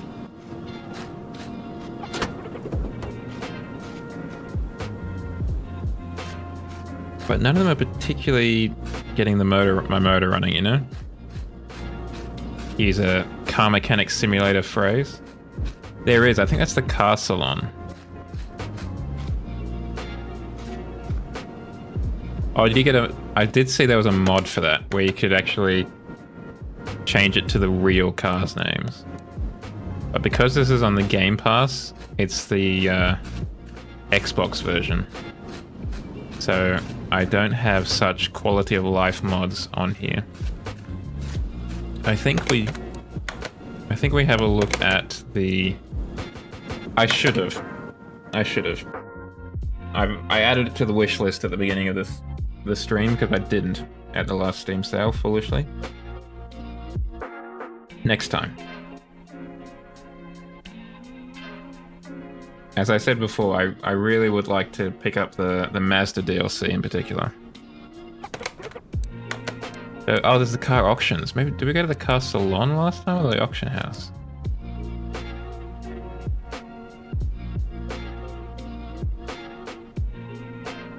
What do you mean by that? If I can get something out, you might be in luck. Are you releasing something? Are you passing wind and having trouble with it? Okay, so did we go here before? Now that's the thing. Which of the Kowalski brothers do we want to go to? Kowalski's car auction?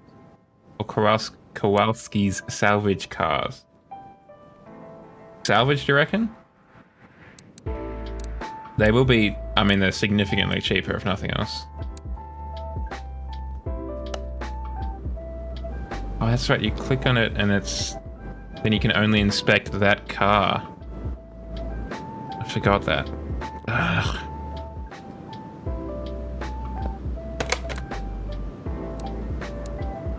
So this is a Chrysler 300C.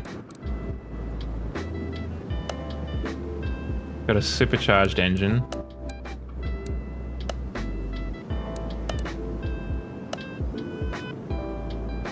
Okay, so I can go back and see what the other ones are. I didn't think I could. Ooh, that could be interesting to look at. Sorry, let me get out of the way. This Shelby Cobra knockoff. That could be fun to look at. Bit standard. Oh, they've got different ratings. Ah, okay. Gee, there was a lot of Chrysler 300Cs around for some reason. Why was everyone getting rid of the 300Cs?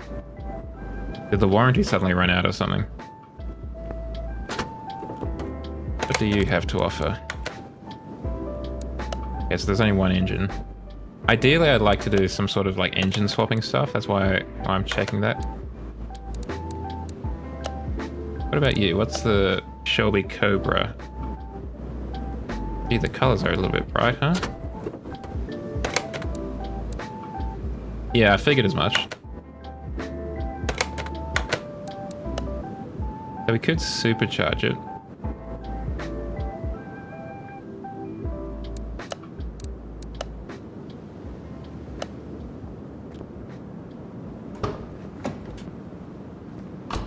This one might be interesting to have a look at. There was that one, wherever it went.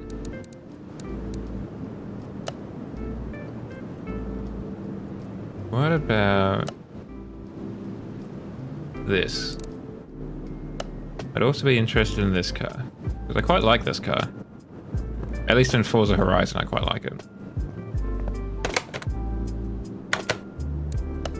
Can't do a huge amount with it in terms of changing the engines.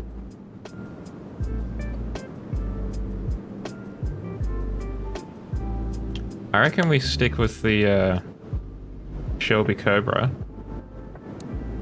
as the purchase today from the auction. Is there anything else we'd want to look at, chat?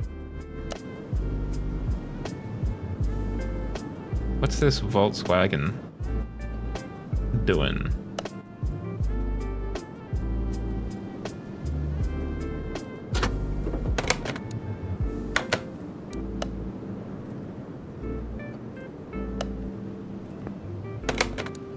I think just the Shelby Cobra. What about this? The Salem Flamo. The Salem Flamo. It's got a sick name.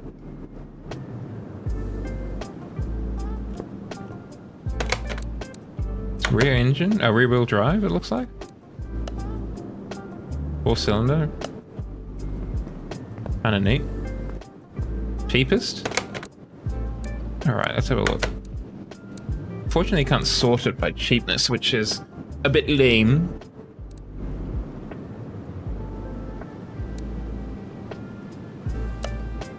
That's only 3,700 to start with.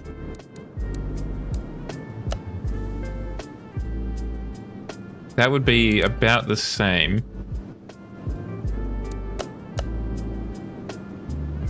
So I'm assuming SC means supercharged.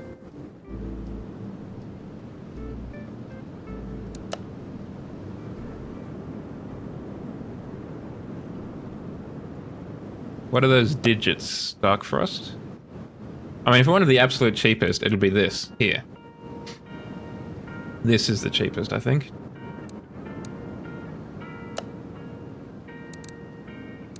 The Royal Town. Or Royale Town. And I'm thinking I can see why it might be the cheapest. Had a lot of weight reduction, I think is the polite way to put it. Well, if we want to do the cheapest, we could do this one. And then slap a turbo 3-cylinder in it, maybe? And again, it looks like it might already have a turbo. I think that's what this is over here.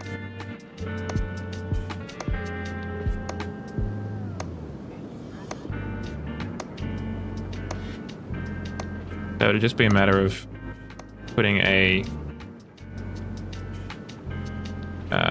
what's the word for it? Putting a performance turbo in there. Perhaps. I mean, there'd be an awful lot of repairing. But if we want the cheapest, this is what we're looking at, chat. I reckon we give it a shot.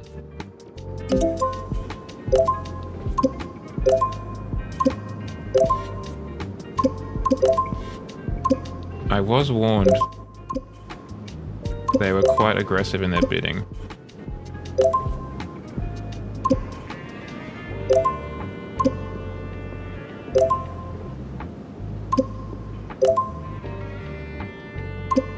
Gracious me.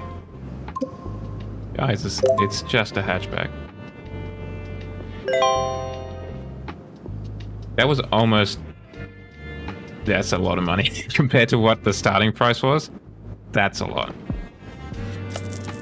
Garage. Take it to the garage, please. What's in the Kowalski's car auctions? Just regular. Oh wow, like a Z4.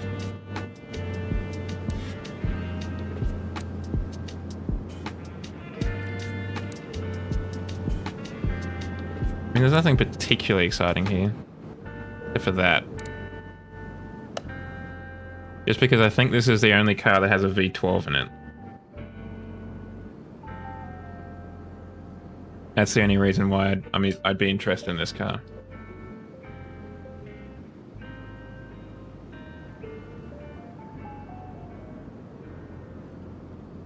So if that one started at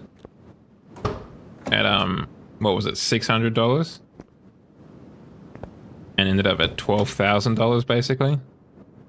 This one's starting at $24,000 is probably going to be a lot of money.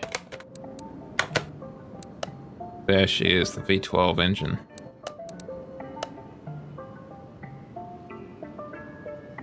We could try it. The estimated value is $98,000. We could try it and see what happens. What do you reckon? I'm feeling kind of like who dares wins, you know? Let's roll the dice and see what happens. I reckon we do it. Give it a shot.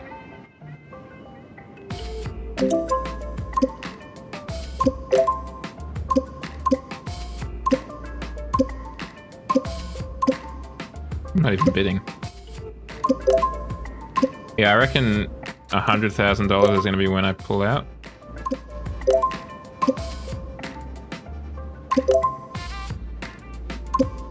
So I'll need money to actually spend on the car.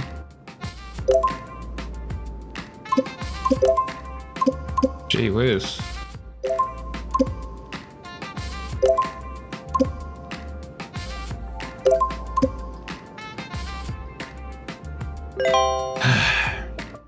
Well, true to my word, I pulled out. Don't take it out of context. What's this one? Like, this kind of looks like a neat looking car. I won't buy it, I just want to have a quick squizzy rooney at it. I wonder. Kind of looks like a... Oh, it's got a hatch. Nice. We stand a hatch. Okay, what we're gonna do... Let's do a barn find. Good news, everyone. Welcome on, Jesse James. Good news, everyone. I'm glad you like what you see. Welcome on in. I didn't realize you were still alive, Jesse James. I sure thought you were killed way back in like the 1800s. I'm glad you are.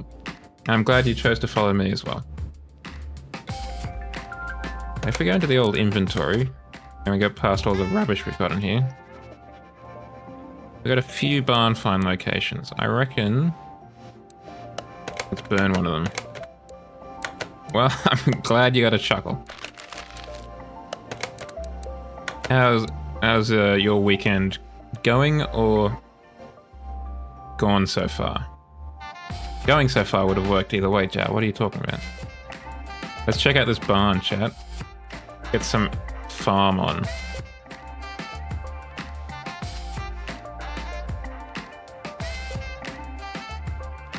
I feel there should be a chance that you just find a tractor in here. And then you fix the tractor.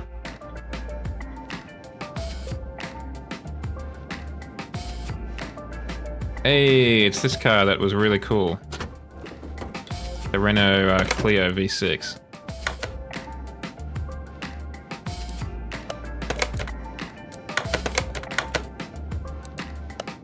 $33,000 dues. That's okay. I will not tell. I will keep my lips sealed.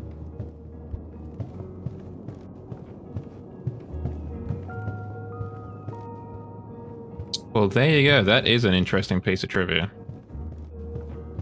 Oh, a Honda Civic too. This is a good barn for hatchback lovers.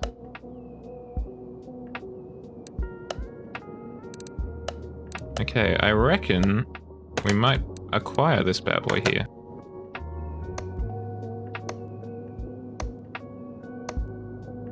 And though it might be a little bit sacrilegious for the Type R crowd, I might turbo it.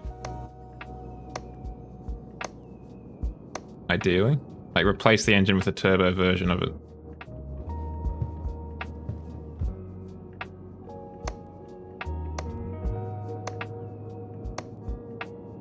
That is a very cool piece of trivia though, Jesse. Being able to say that Jesse James is part of my heritage. Or lineage, I guess. It's probably more accurate.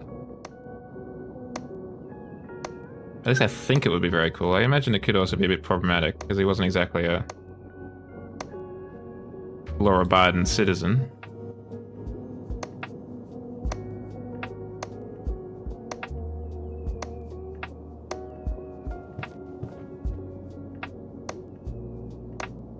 Then again, in Australia at least, there's a huge amount of, maybe not emphasis, but like, what's the word? Desirability, I guess? Because as you probably know, white Australia at least was founded on convicts, on prisoners. And there is a huge amount of, not weight, but like respect. If you find out that one of your ancestors were in the First Fleet were convicts. So I imagine that might be somewhat similar to your situation. Okay, like, we didn't expect it to be in tip-top condition. Whoa! Sorry about that. Hopefully no one got too seasick. For better or worse, I'm lucky enough to be able to say that, yes, I am the descendant of a convict. On my mother's side. I believe... I can't remember precisely where we're from, but I'm pretty sure our, pretty sure the reason we were on the boat is because we stole a horse. So we were then exported to Australia way back when.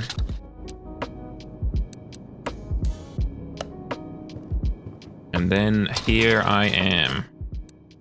Little did my convict ancestors know that one day their offspring would be streaming on Twitch pretending to be a melanistic fox with robot arms. But I'm sure they would have dreamed that to be the case.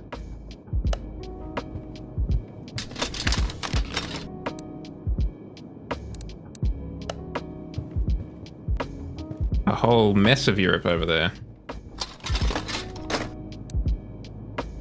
I don't know much more other than I'm pretty sure my convict ancestor came from... Actually, I don't even know. I'm not confident in what I just said about it either. I know that my father's side came later, like in the 20th century. And they're from kind of northern England. But further back than that, I don't know if there's like Germanic or Russian or French or whatever in there. I don't know. Don't know about that stuff.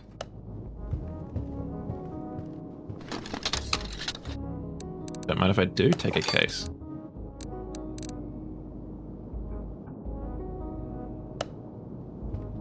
Okay, so we've done pretty well out of our expeditions today.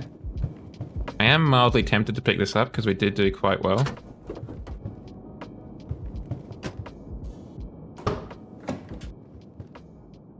With it last time, and it is I just like the car. I've got a soft spot for the Renault Clio V6 because I don't know why, it's just cool. I like the idea of it just being a little bit weird and having a an engine in the back of a hatchback.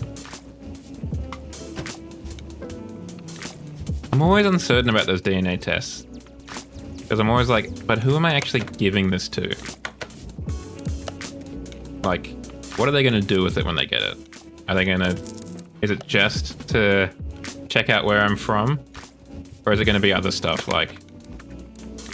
Also, we're just going to hold on to this and, you know, use it for identification purposes in the future or something else. So I'm always a bit hesitant about that kind of DNA stuff. I can see it could be interesting to see, like, have a little bit of a glimpse at, like, where your lineage comes from. Okay, well, I think we go in chronological order. We bought this guy first. Let's start with this guy.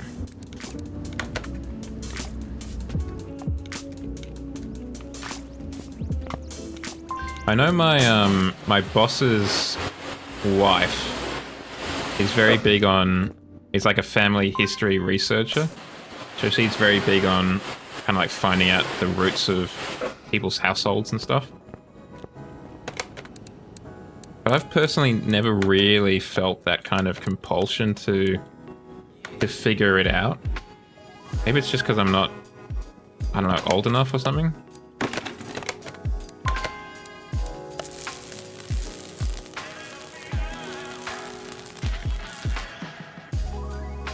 Okay, put you back.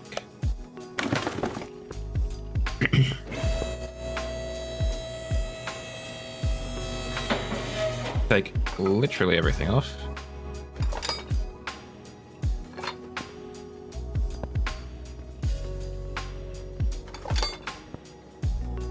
Well, thank you for dropping by, Jesse, and yeah, you have a good rest.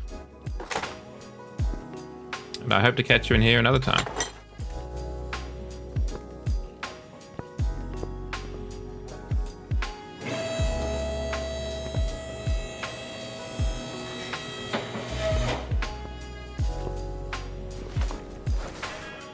Oh boy, okay, what are we doing? We need to take off front wheels.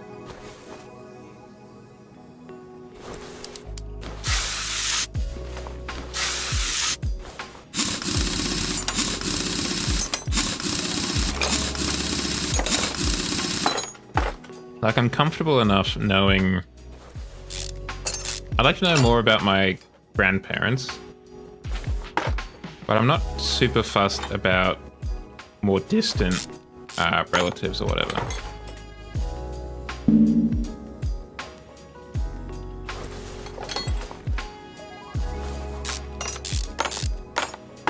And that might be because, in my opinion at least, my maternal grandparents at least, they were the ones I knew, because they were the ones that were still alive when I was basically conscious.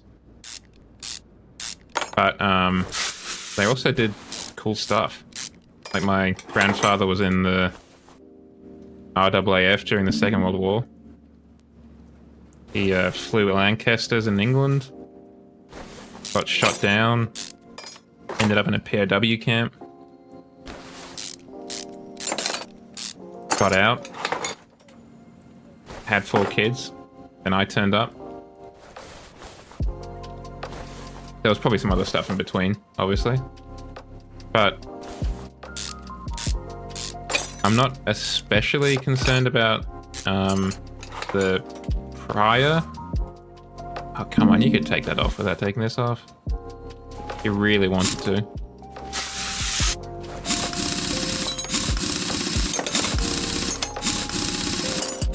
I've just got my nose right on that wheel. I'm just reaching around the side to get the gun in, the screw gun in.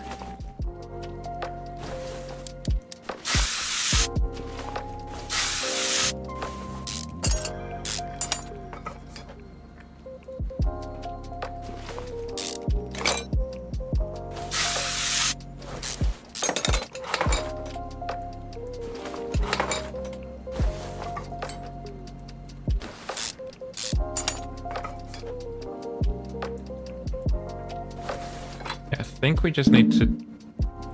Like, I'm taking all of this off.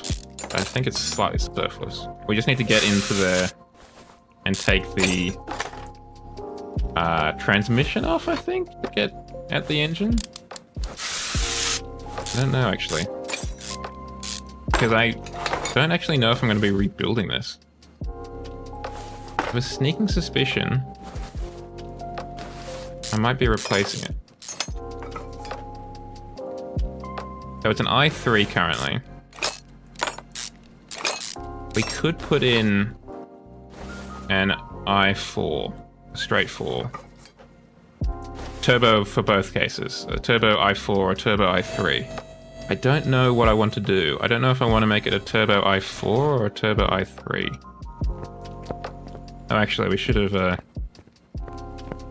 drained the oil while she was up there. Yeah, I feel like that's a lot of the game. You're just like, well, I'm just going to have to strip this engine and we'll start again. You reckon on i4? Yeah, I think you're right. I mean, it's going to give it the most power for sure. Ideally, I'd like to try and jam... Oh, this is actually a turbo i3. There you go. Interesting. Ideally, I would like to try and shoehorn a...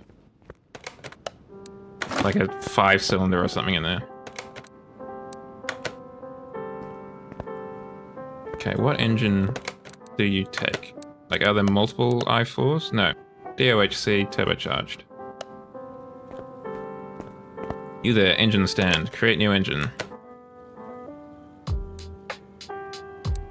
One of these, please.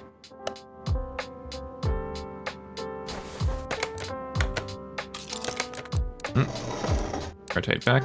Do I just have one of these lying around in on my person? In my just bottomless pockets?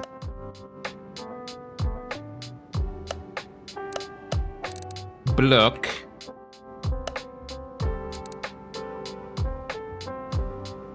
I should have just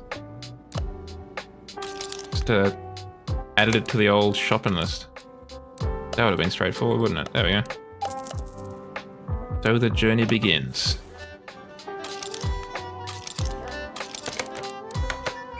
We're going to try and get as many performance parts as we can on this bad boy.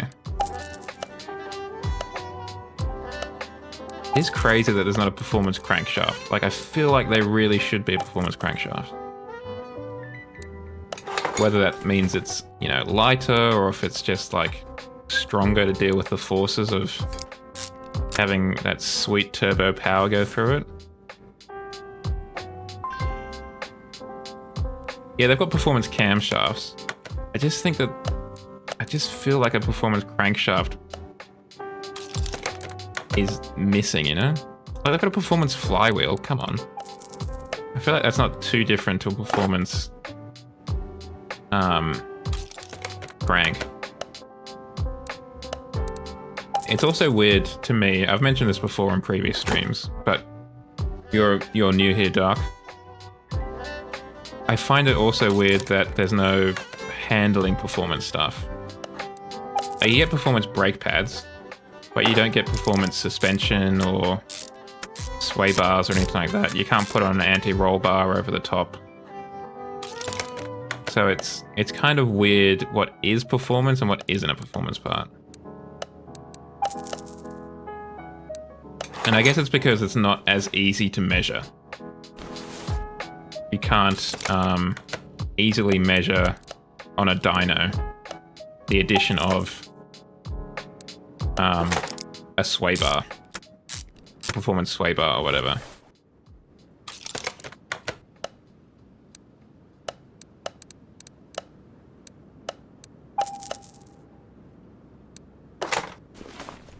You get performance cylinders? I can't remember. Let's find out. Can. I had a feeling you could. Piston. Nope, wrong one. We'll need some piston rings. Some of the things that go on the bottom. Which name escapes me. Rod caps, of course. I say we need 3 of you. We need 4 of you. Ideally, if there was a Volkswagen DLC, they'd also add things like the VR engine. Is adding like a VR6 or a VR5 from a Bora or a Jetta, depending where you are. It would be pretty neat.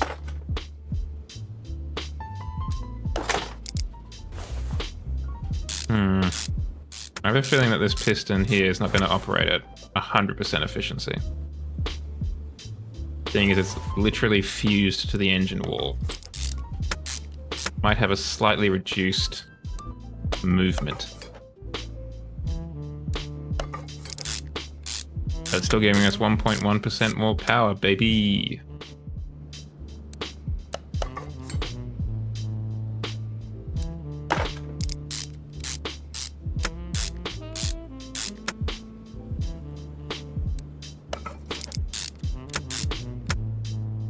Okay, let's get an oil pan. Slap that bad boy on here. We've got the bottom done. The foundations, if you will, of the engine are concluded.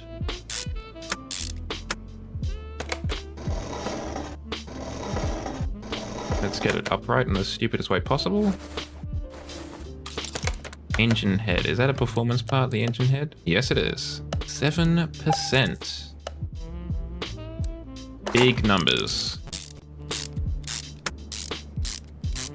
Unfortunately, we don't have the drag DLC, so we can't do the ECU tuning.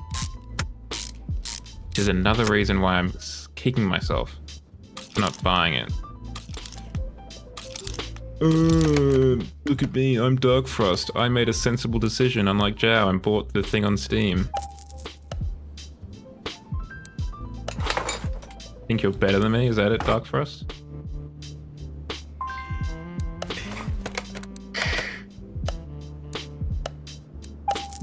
Good. Because you should know that you're better than me, because you're making a lot more sensible decisions when it comes to your preferred platform for purchasing this game. And or actually buying it when it's on sale. As opposed to this guy who was like, nah. No one's going to want to watch this fox play Car Mechanic Simulator again. Neck minute. They did. You have it on Xbox? That, like, I know it's on Game Pass because obviously I'm playing it on here. But that must be so hard to use on Xbox. Like, I am almost tempted, just one, maybe in like some sort of streamathon or something, having to play this with a controller. Maybe that's the time I'll build the V12 engine, just to make it the worst possible experience for myself.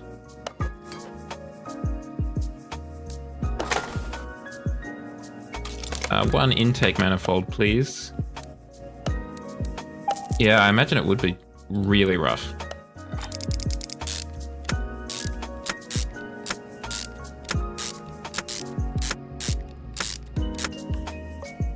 And a throttle as well. Kind sir.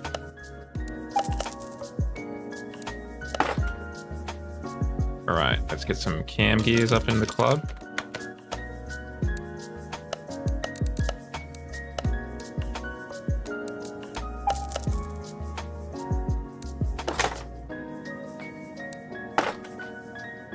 Get a timing belt too.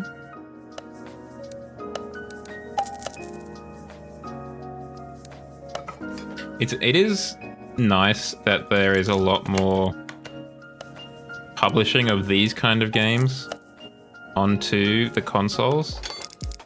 But I also just can't help but feel that they will be a significantly flawed product.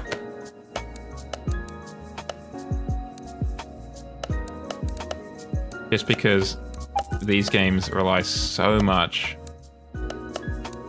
and have a performance crank pulley, good, on the mouse and the kind of dexterity you have with it. Not to mention having all the you know, I've got 75 keys in front of me currently that I can use. Yeah, I mean, that's why I can't mod on this, because it's the Xbox release, even though it is on PC.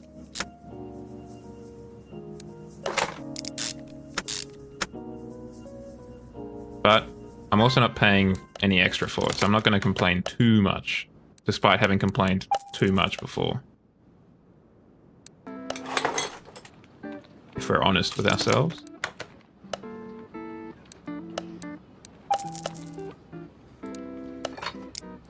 It's definitely been useful in kind of causing me to realize, yeah, this is actually a kind of cool game.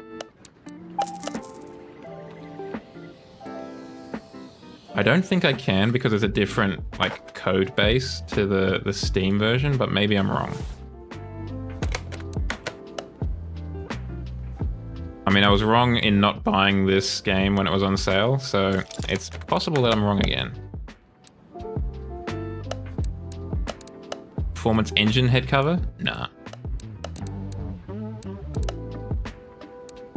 I could paint this, but I'm also not that fussed. Really? Because when I... Like, if we have a look here... This is clearly where the community stuff's meant to be. But there's a big locked symbol here.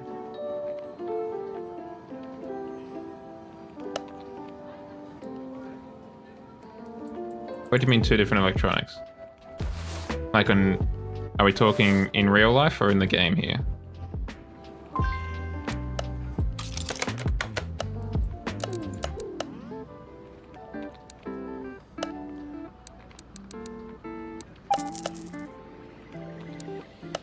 Because if it's in real life, that's fine. If it's in the game, that's a problem.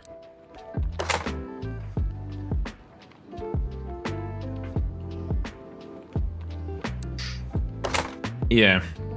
It's a roundabout way of doing it, isn't it?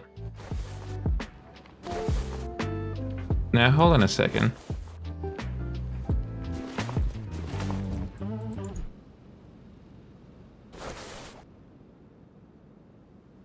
We're missing something here, aren't we?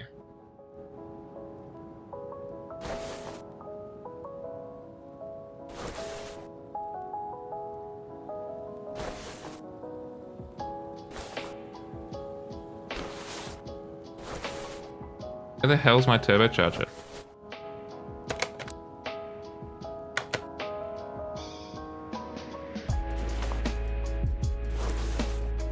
Huh?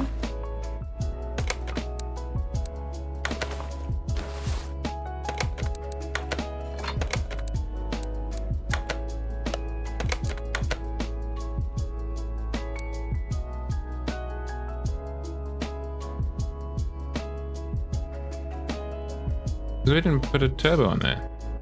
Did we? No, we didn't. That's missing. What's going on here? What am I forgetting?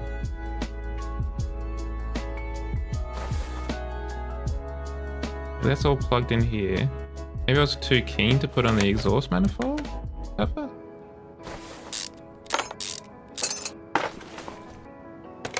No, that is the next step.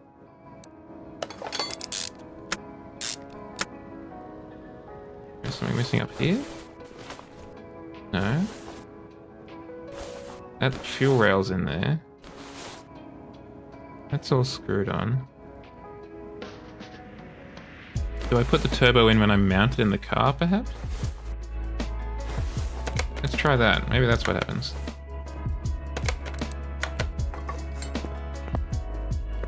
Seems a little bit unusual, but maybe that's what happens.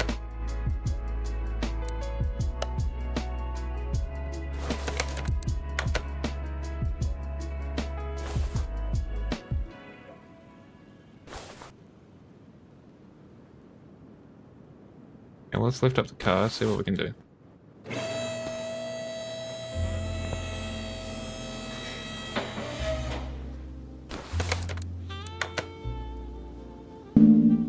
Take out the rubber bushings first. Ugh. You would think that you could just put on the turbo whilst it's out, you know, like a normal person would. With like a normal workflow.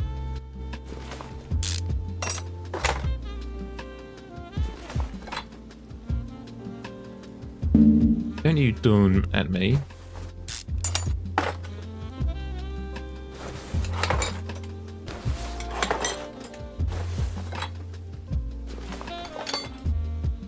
Okay, back to this.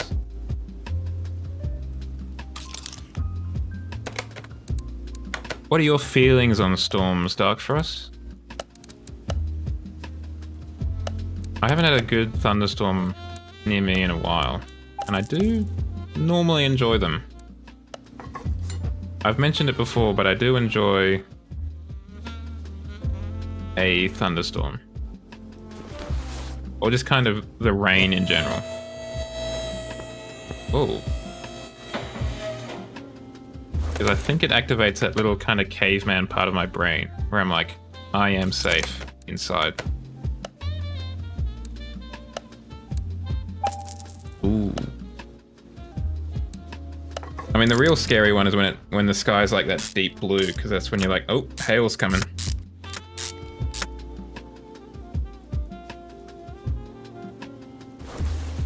While that's going up, let's get a custom gearbox.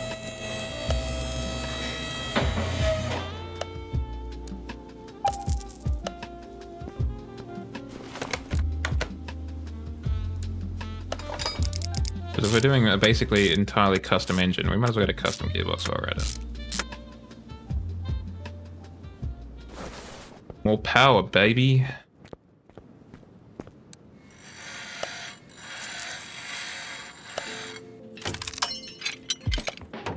Start pressing the spacebar.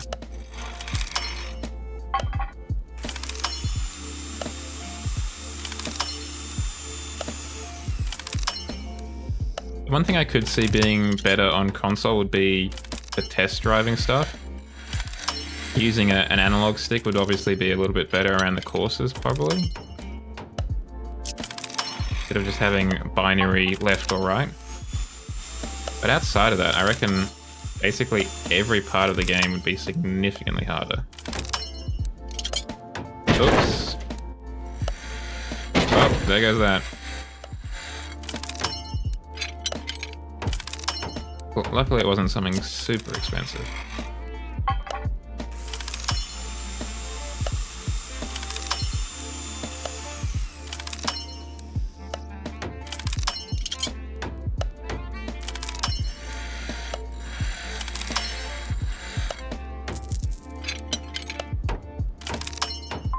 We can repair body parts now too.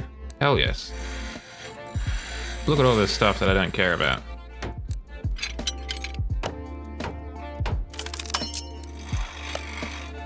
%60 chance to 100% repair. Awesome.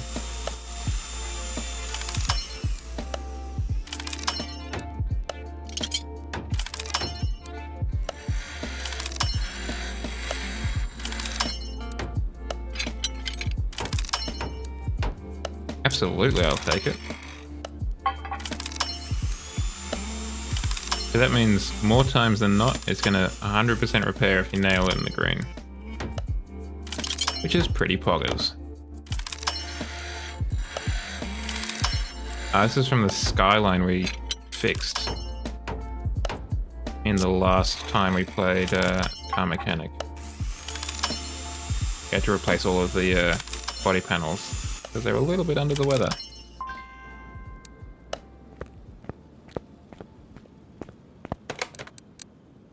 No, I didn't want to assemble mode, sorry.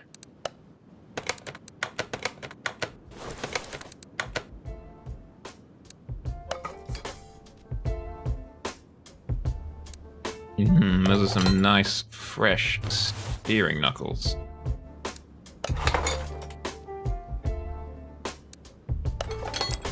Gonna have to buy some more rubber bushings, unfortunately.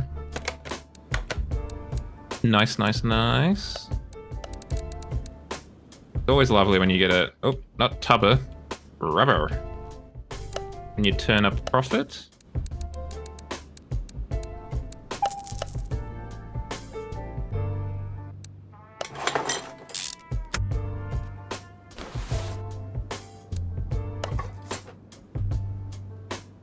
mean, as with a lot of these games, once you start turning a profit, you can then buy more expensive cars that then, you know, you can sell for more money, which means you can then buy more expensive cars that sell for more money, and it just keeps going and going and going. No, my mind said rubber, but my fingers said tubber.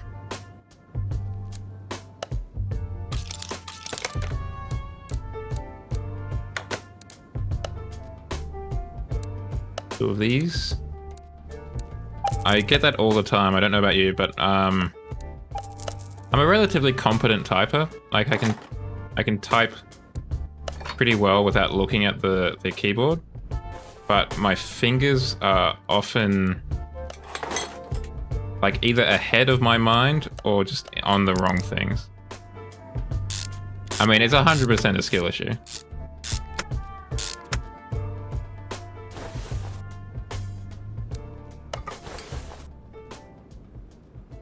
Just gonna look casually right at the sun while I attach this.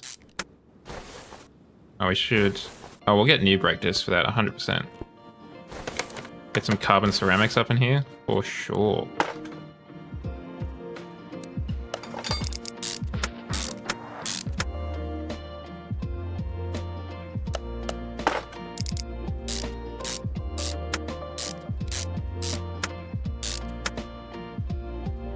There's going to be a goated with the sauce car. What am I doing?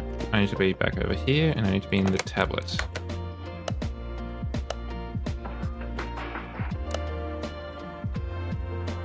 Yeah, you should be able to like rebuild the car's entire chassis. Like carbon fiber. Probably hit buy instead of cancel.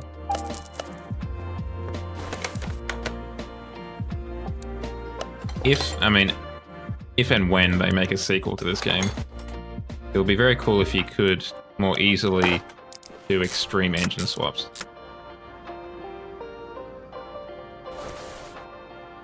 Oop.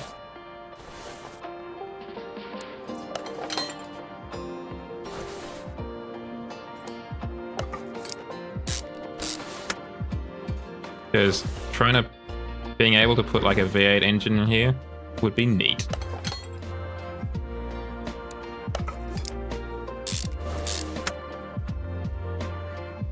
That is definitely one of my favorite things to do in like Forza Horizon. Take the hatchbacks and 9 times out of 10 make them rear wheel drive and put a larger engine in the front, just because it's like, this is kind of neat.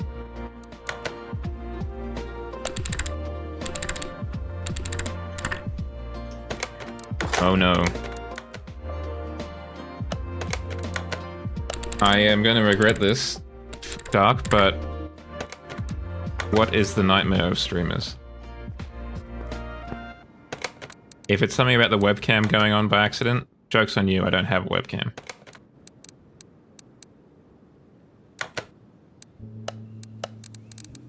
Choke. I think it was just that one? Was it A? Oh yes, no, I've heard about that. I've never encountered that myself because, frankly, I've never been sent money. But, yeah, that's just really mean, to be honest. I can kind of understand it if you don't have the money, but then don't be spending or sending the money if you don't got it. It's just mean to get someone's hopes up like that and then just be like, psych. Particularly if they're like, this is their job. They do it for survival, basically. And you're just like, hey, guess what? Your rent's paid. Psych, your rent's not actually paid. Yeah, 100%. Don't play with people's emotions like that.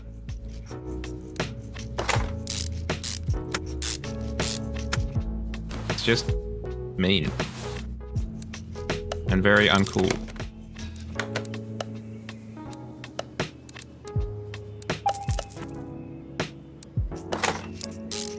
Because it costs money for the streamer, if I remember correctly from seeing reports about it.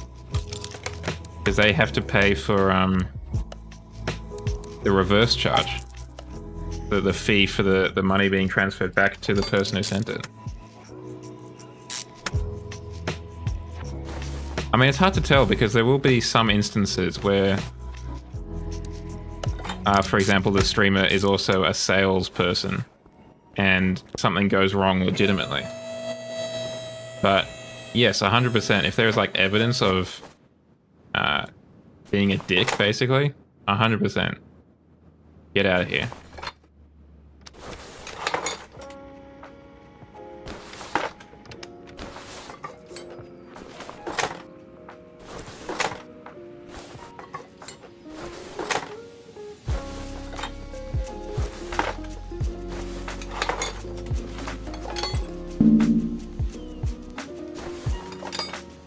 That's the thing, isn't it?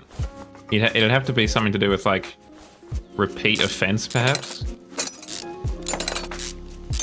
There are services like Stream Elements, which does a lot of stuff, including some of my overlays on here, which supposedly offer chargeback protection. I don't know how... whatever. I don't know how accurate that is. Like, I don't know if it works necessarily, or if it's like...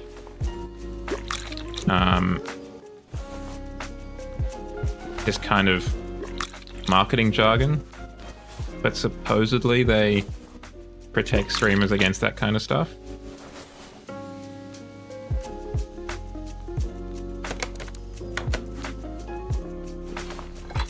Come on out, you guys come. You're all busted custard. You're pretty busted too, so's the ECU.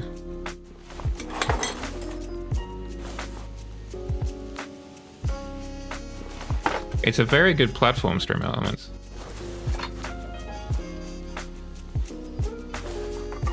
I've been trying to move a lot more of my stuff locally, but it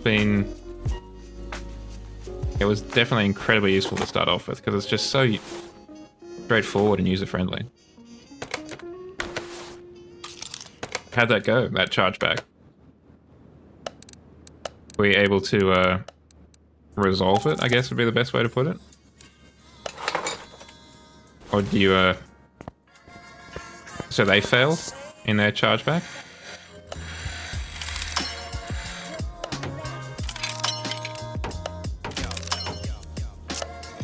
That's a pretty good outcome.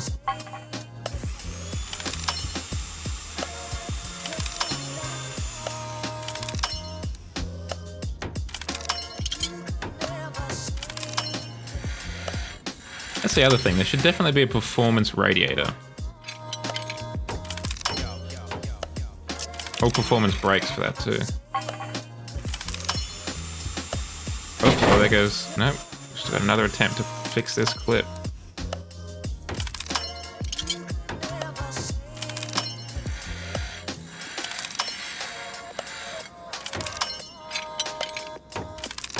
I mean, I think the trouble is that this is basically the only... I mean, this is really the only car mechanic simulator on the market. They can kind of get away with what they want.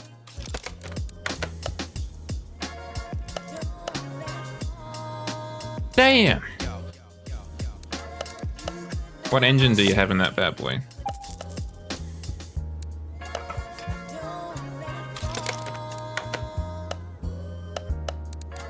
That is a lot. Twin turbo V8. Can you get a twin turbo V8 in this game? I didn't think you could.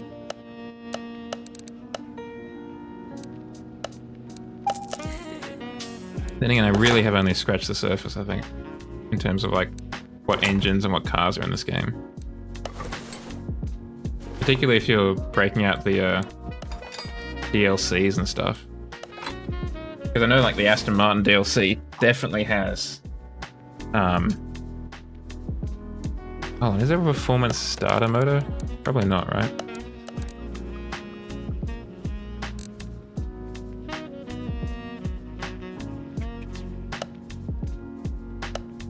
Oh.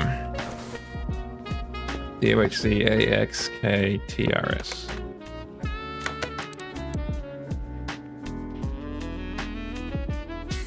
Maybe that's one of the DLC or something. Either like the drag DLC or something like that. But I do not appear to have it.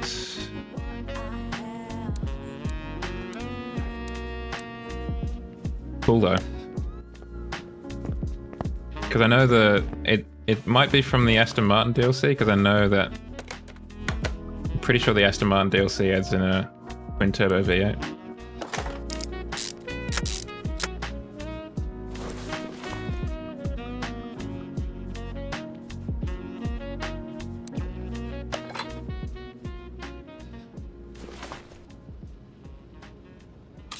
Maybe because I haven't, like, ah, damn it. Maybe because I haven't got the,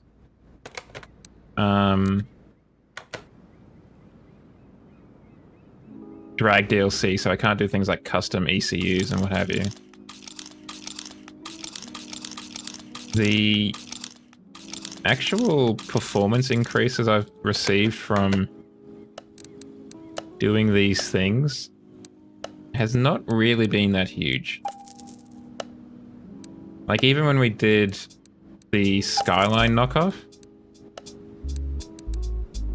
didn't really... Like, Skylines are one of those cars, like a Supra, I guess, that are renowned for just being pimped to within an inch of their life. But when we upgraded the Skyline, it really was kind of underwhelming in the amount of power we got out of it.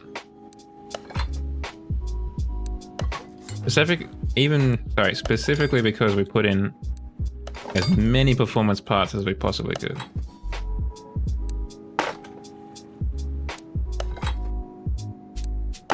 There was no way we could have put in any more performance parts. It was still underwhelming.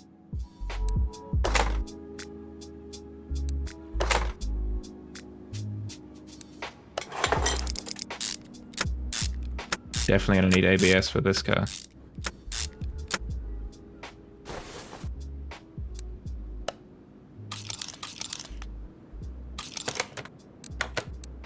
Give me performance.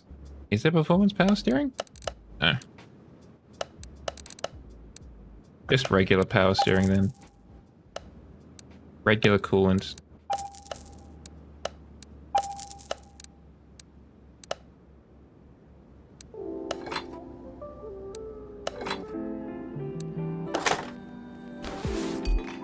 Oh, an ECU would be quite useful, wouldn't it?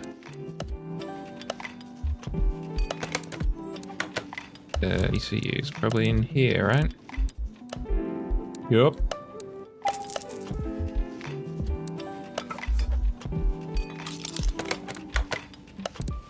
Just to check. No, there isn't a performance radiator. Because you can go to hell. Good job I bought that new radiator despite having two other 100% ones. I mean, unsupervised perhaps, or just really ambitious. Like, both are good.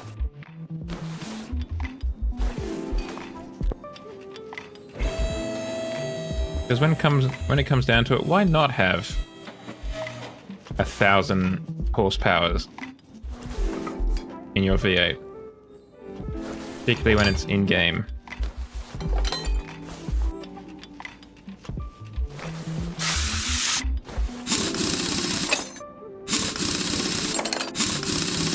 You're ambiguous too much or ambitious too much? Because both can be dangerous. Being ambiguous in particular can be dangerous in social situations.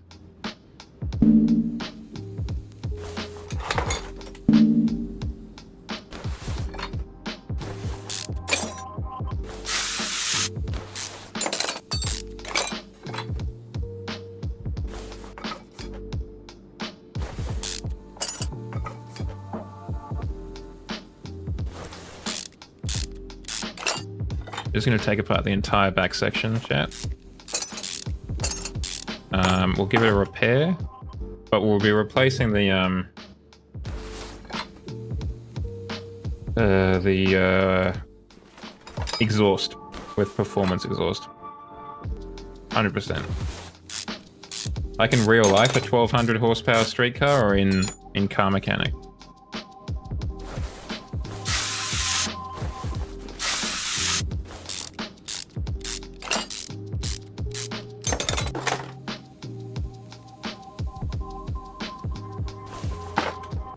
I don't know.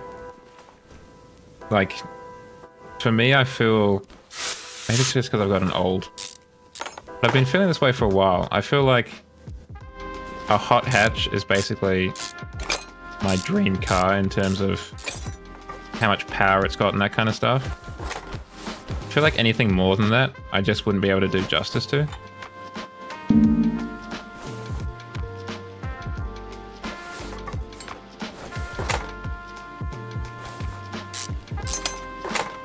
That's not to say you can't have a 1200 horsepower hot hatch. I mean, we all, I'm sure, recall the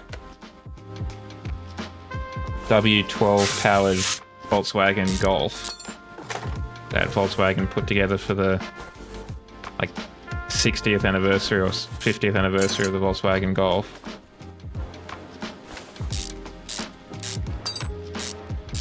It was an absolute chonker.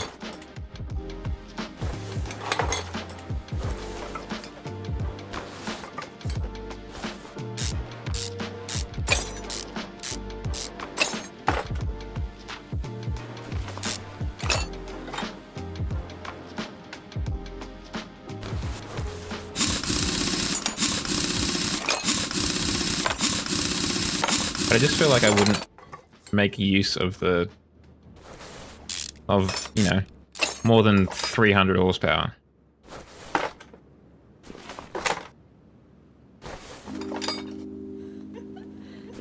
And I think that's, because I work in kilowatts, so I'm not entirely certain if that's entirely accurate.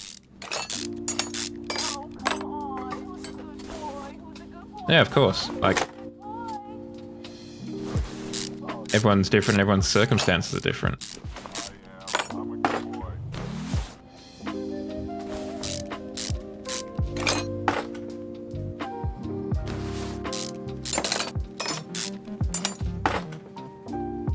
I know it's a little bit of a fringe opinion in the kind of motoring community to be like, actually, a hot hatch is probably fine. Fine enough for me. Alright, that's the entire rear assembly taken off. Let's go repairing.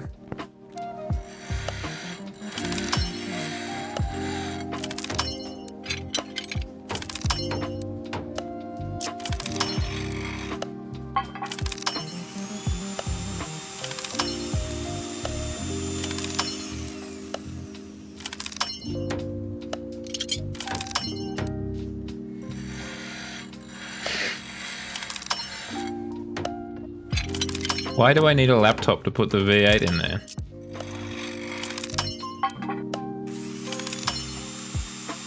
Am I doing some mad hacking?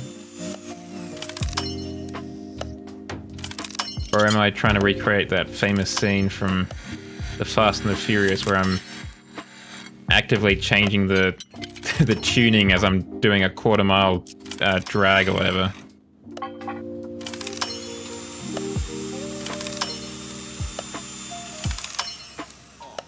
Looking back, that original film is so funny.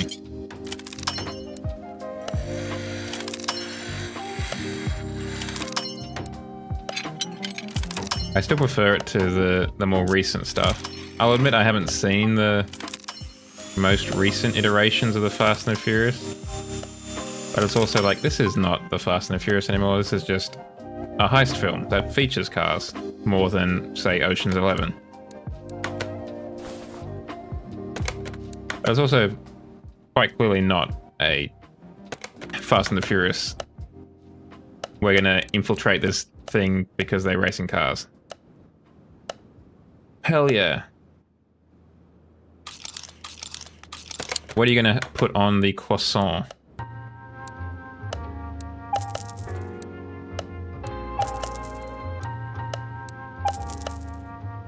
I'm often torn, like, My mum makes jams or jellies, I think is what you call them in the States. They're really quite lovely on a croissant. But also something as simple as like Nutella can be super choice.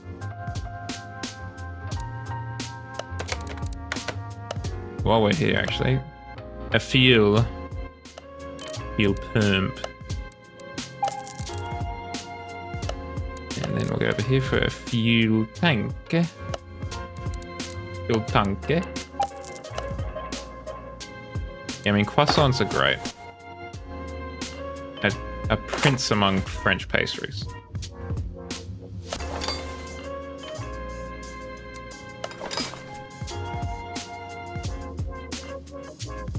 I'm just happy that it's quite common. Well, not quite common, but it's not hard to find them gluten-free, which is lovely. So I can still have them, despite my gut's best efforts.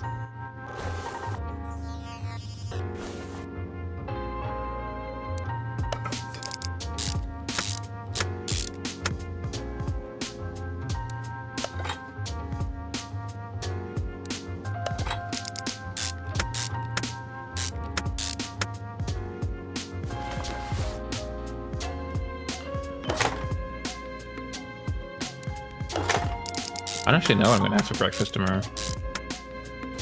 It's probably going to be Wheat Bix. Just because that's what I've got. Need more rubber bushings. Of the small variety. Let's get 10. They don't go off after all.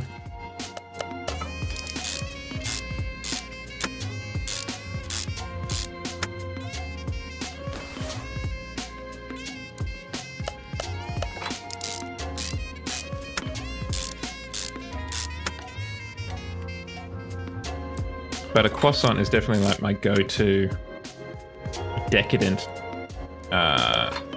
breakfast.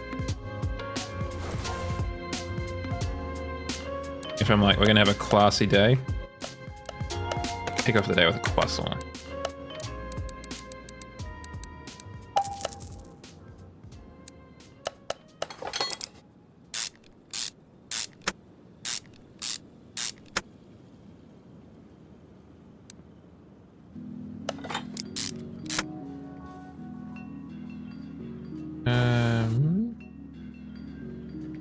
Rear suspension arm.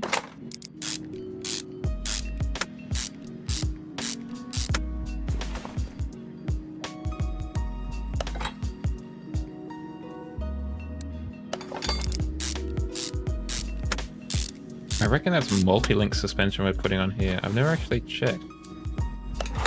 But I reckon that's what it is. Wrong. Oh, let's try that with actual spelling. So it works.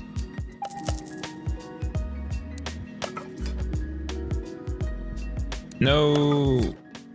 We need a new one of those too. Because, you know, we might as well, right? And also, the amount of power we're putting in here, probably best if we do it properly.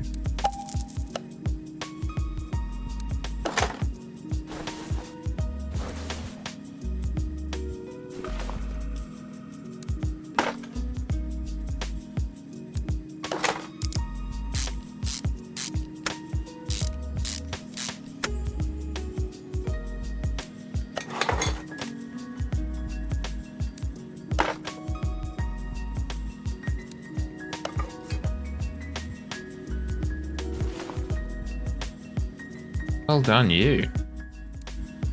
That's a pretty good day at the office. But we can't put ventilator discs at the back. The lathe. What kind of McLaren did you get? Was it like a McLaren F1 classic from the 90s or a more modern one?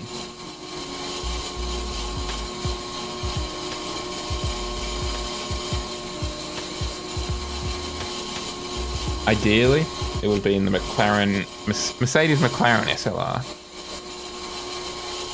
Love that one.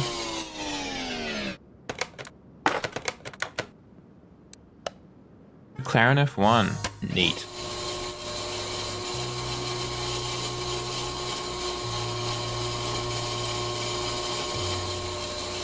Such a crazy cool car that's actually remarkably practical.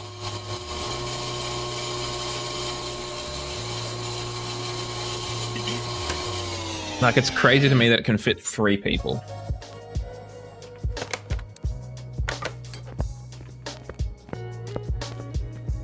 And in, you know, for a car that goes that fast, relative comfort. Hub? Hoob? Hub. Just hub. We don't need a real hoob. We're not looking for like some IKEA furniture.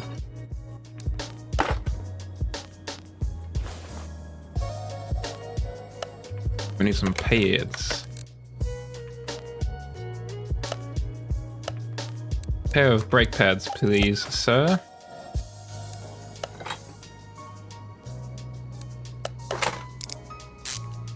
I mean, it would be. Damn. I mean, even stock. That car was the fastest car for a long time.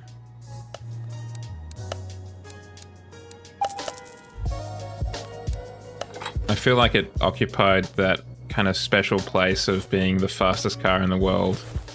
Basically until the Bugatti Veyron turned up. It may not have actually been the fastest car until then, but it was just kind of like, at least in my consciousness, and I feel like those around me. Admittedly, I didn't quiz them, but it feels like that was the car to beat until the Bugatti came on the scene.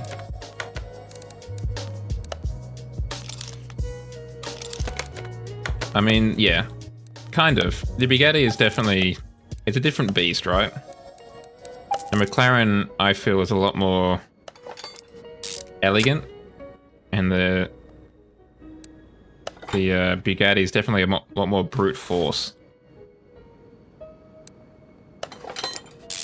Like, we're gonna get top speed just through sheer horsepower. And in that regard, it is impressive. It's definitely an impressive engineering undertaking.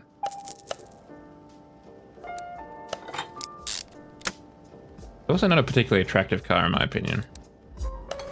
Like, it's fine looking, but it's kind of like the Tesla Model 3 for me. It's just kind of, yeah, it's alright. You know? It's almost kind of inoffensive. Incredibly expensive.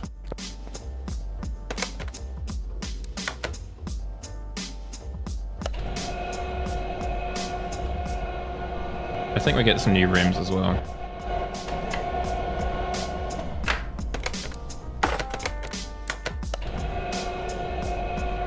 I don't entirely know why I'm separating these. Because I think I'm just going to sell them. I mean, the Tesla Model 3 Performance Edition is definitely, or whatever it's called, Plaid maybe. The fast one is definitely an astonishing, like, achievement in terms of top speed and acceleration. But I really would not want to own one. Yeah, because it's just not a car that I think would be nice to live with. It's not that it's electric, don't get me wrong. It's more that everything is hidden in that touchscreen. Like, as far as I know, even changing the position... Window tint toolkit? Didn't know we had that. It's 100... Well, I don't know if it is a sleeper. Only because I think it's relatively common knowledge that it goes like no one's business. I think it's... maybe. I don't know. I feel like if you know anything about cars, particularly if you know anything about electric cars, you know that they can go really quick. But I think you might be right in that just for like someone pulling up with the lights, you might be able to like sucker them into dragging you or whatever. And if that's what you're looking for, you'd be hard pressed to beat the Plaid. Sorry, the Model 3. But if I was spending my money on a electric car, I would want it to be something else. Probably a Kia or a Hyundai. Or even like the Porsche Taycan would be nice. I would just like something with more physical controls and not everything hidden in a central touchscreen. Yeah, I mean, there's a whole range of things you're gonna have to consider, right? We probably want race tires, I guess. Those are the performance ones.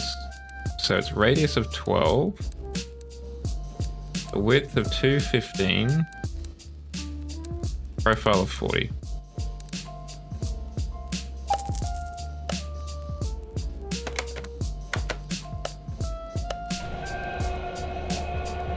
I don't like the fact that everything's in that one touchscreen.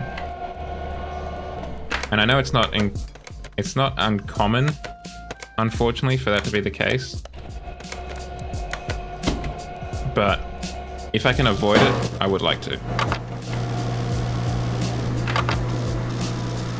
And I know that like the Kias and the Hyundais have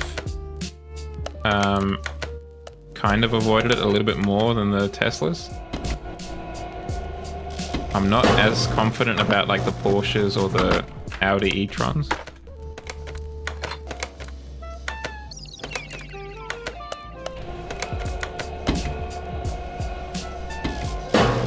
There's also, I mean, there's also those long-standing kind of rumors of just poor assemblage on Teslas.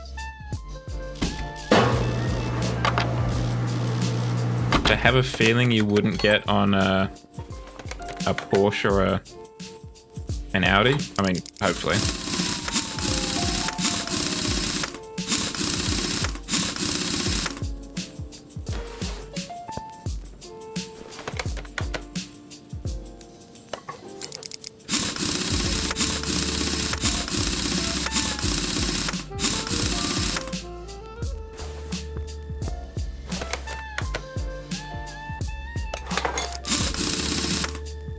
Oh, of course, 100%. Like, I don't know why, but recently... Oh, let's move you out of the way. Recently, I've been really... Like, if I could, I can't, but if I could, I would be really into the idea of acquiring, like a 2013 or so BMW 135 or 140. Their old kind of rear wheel hatchback, except the 35 and the 40 have a straight 6 in them. I think that would be a good fun to have in your possession.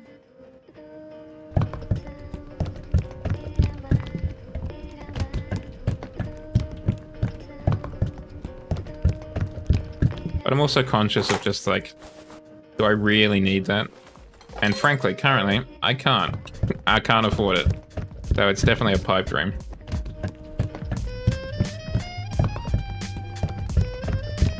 But if I won the Powerball or whatever, it's probably what I'd be looking at. Something like that.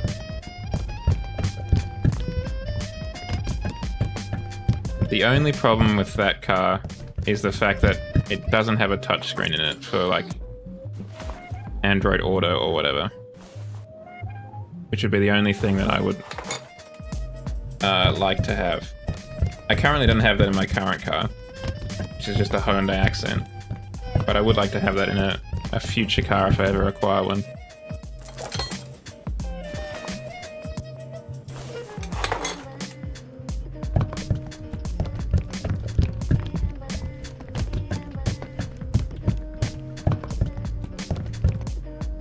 The trouble is everything is so expensive, and petrol is no different.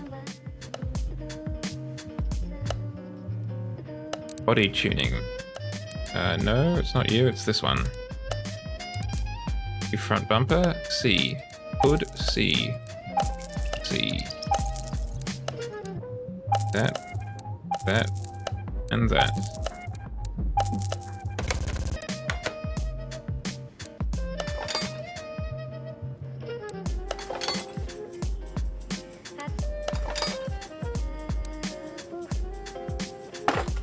Damn, well done you.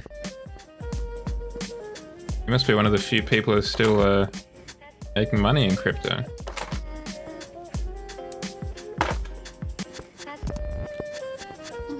Do you mind if I ask what currencies you've got it in?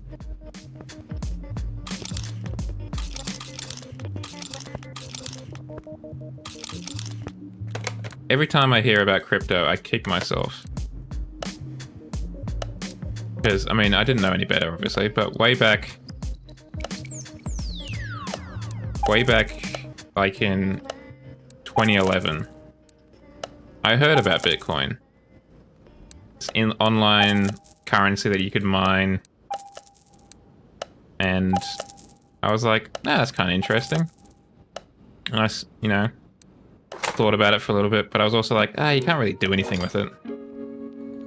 So, you know, what's the point? So I didn't do anything with it.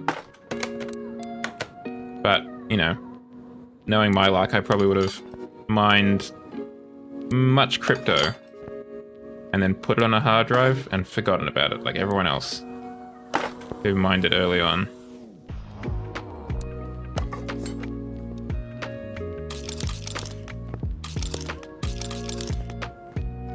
I mean, you can nowadays, but when it was first kind of coming into the scene, it was just like a neat thing to have that you could maybe use for some things here and there. But for the most part, you couldn't really use it for anything. Oh, we've also got to tint the windows. We need to remember we've got that tint kit over there.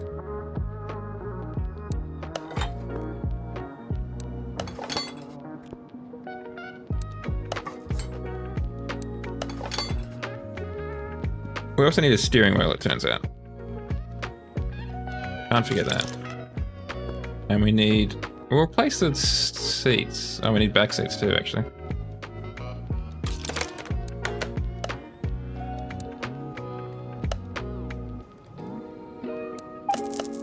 Is that to buy a car or to buy more crypto?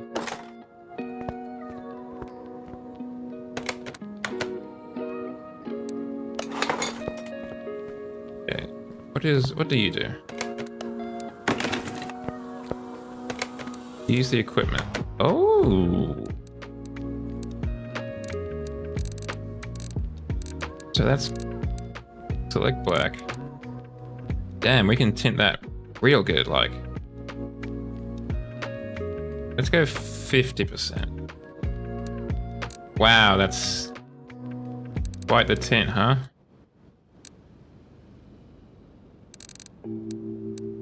I reckon 50% black? Why is it the color so much stronger, huh?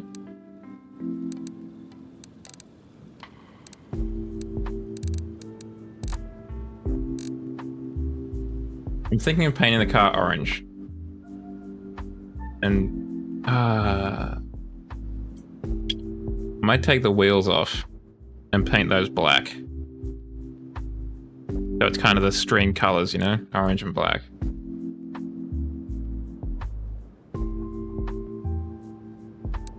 Let's do it like that. That's probably fine.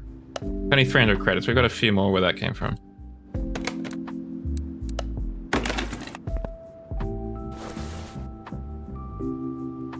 Probably means I have to separate the tires, doesn't it? That's annoying.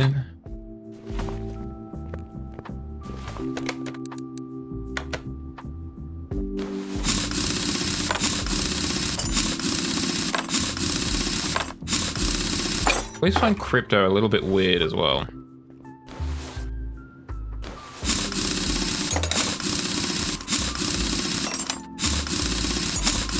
Because I mean, I suppose it's no different to a regular currency. But there's no, like, inherent value to it. It's not associated with something like a country or a corporation, which is either doing well or not doing well. It's just based off of the wants of others to purchase said currency, Bitcoin or Ethereum or whatever.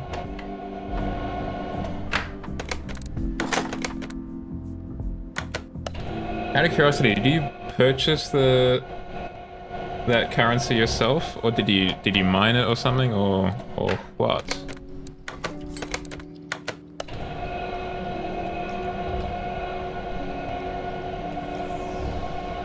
Ah, well done you. That's not an easy task anymore. So well done you.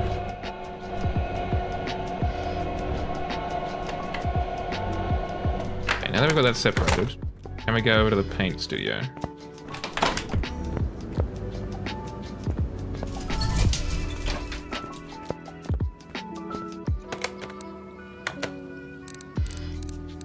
I need to sell some of this bollocks.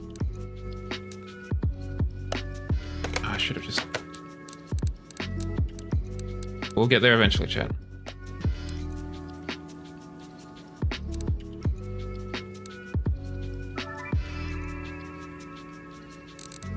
I'm thinking matte black wheels.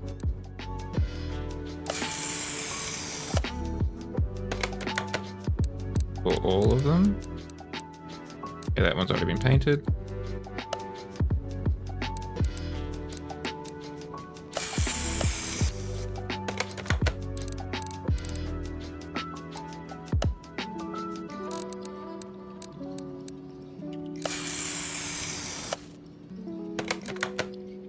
After we finish this, we are selling some stuff. There is so much junk in my inventory. Not close.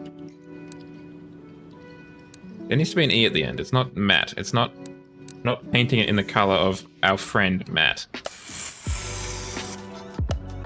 That would be weird. Can I sell stuff here? Yes, I can. B, sell all the parts below 50%. That took off a lot of parts. Why weren't you sold?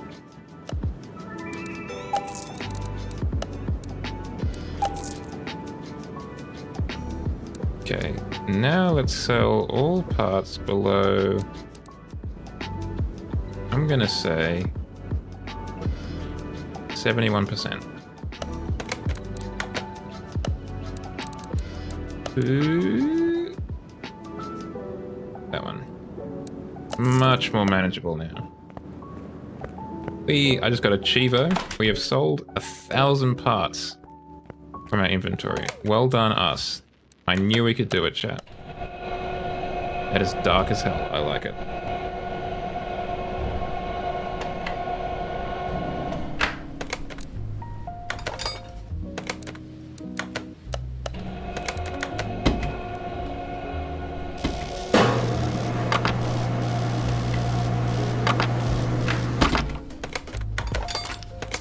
Yeah, right? It's almost like a graphics glitch. Like there's no... The texture hasn't loaded in properly. Perfect.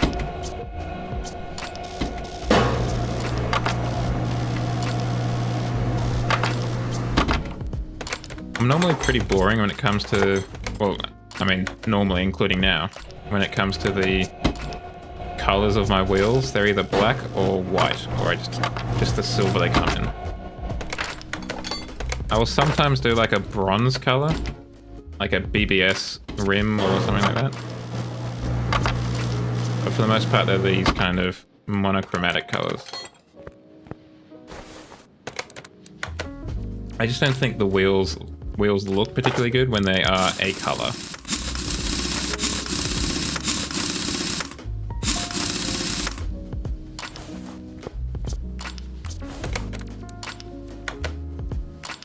So I'll make the car body itself orange, I reckon.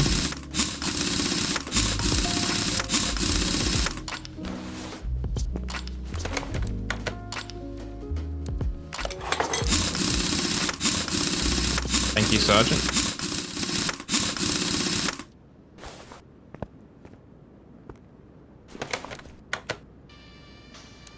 But first, I think we've got everything. We've got the oil, we've got the coolant. I think we'll try... and... Dino it. Let's take it to the old dyno. Bollocks. Which rubber bushing? There's so many rubber bushings in this car. Well, I mean, not that there's more than any other car, but... gotta be one at the back, right?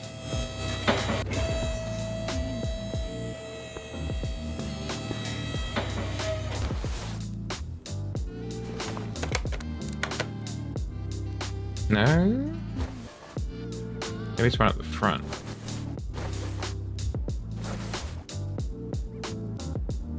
Now they're all in here. Where's the rubber bush? Status?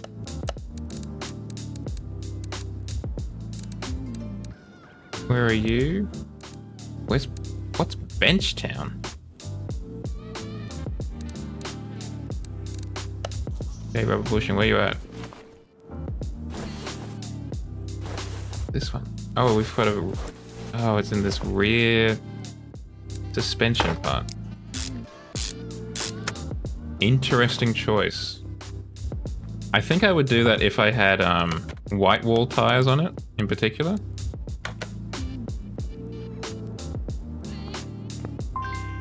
Yeah, is there something you want to tell me? Let's go 7 gears.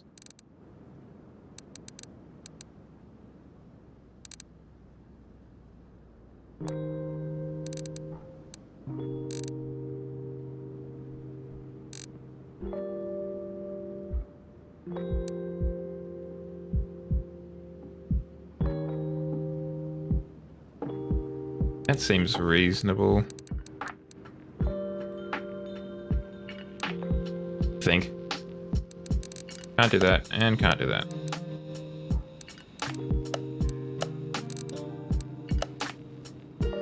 Hold on. Didn't save it beforehand.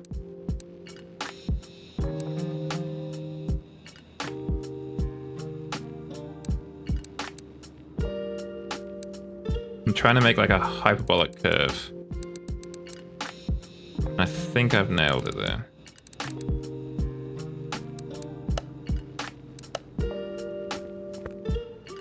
Yes, please. So she originally had, I think that means for the engine, it originally had 161 horsepower and 217 Newton meters of torque. Let's see what we got now.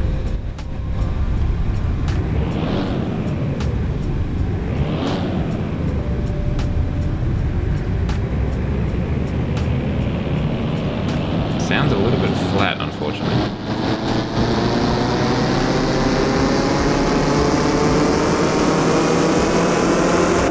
I've always found them a little bit underwhelming. Yeah, so I was going to say about 250. Like, it's never been as absurd as it is in real life, where you, like, you tune it and then your Honda Civic's got 600 horsepower. Alright, let's take you to the paint shop.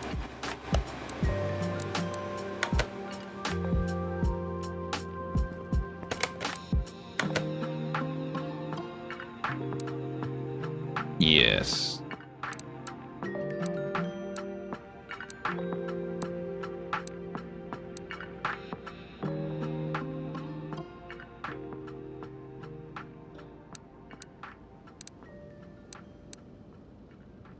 I don't know which color to make it. Matte does look good. Pearl looks good too. I like it's a little bit too red. Hell yeah, my guy.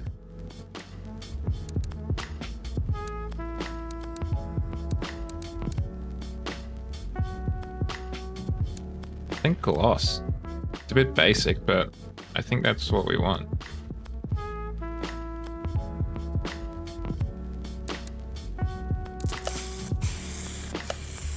So while we inhale those fumes,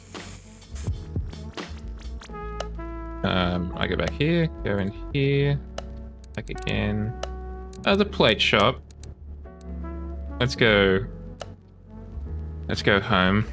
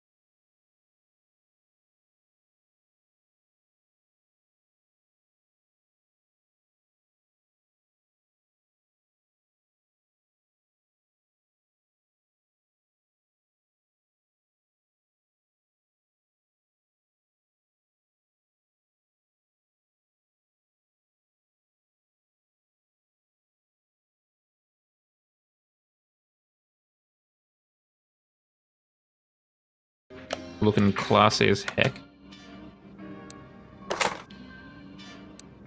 Whoa, that's the roof. Don't quite know why that happened, but it's always good to check that it's still there. Not a huge amount of legroom at the back.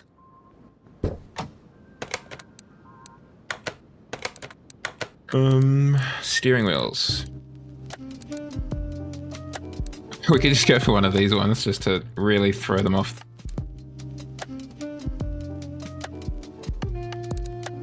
I reckon one of these ones with the nice buttons, so you can control your infotainment.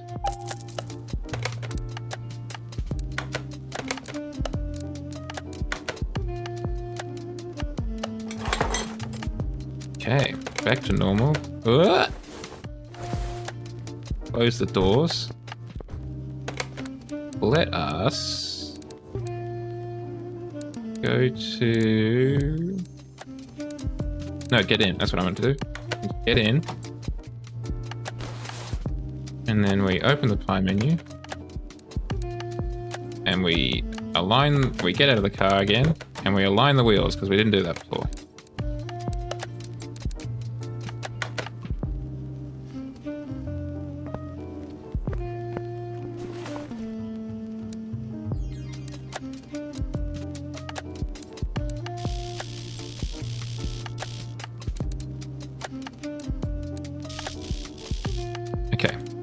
So those are aligned. Nice. Make sure the headlines are aligned. Safety first.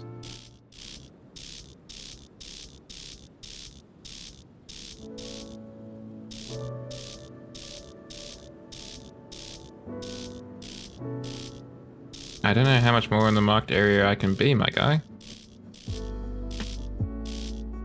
Okay, well, we're in the marked area now.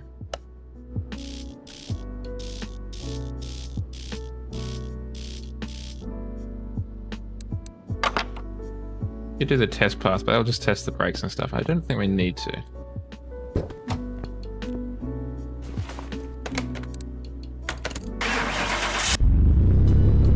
That does have a nice purr to it. I reckon... Let's try out the racetrack. See if we can beat 1 minute 44. With the old arrow keys.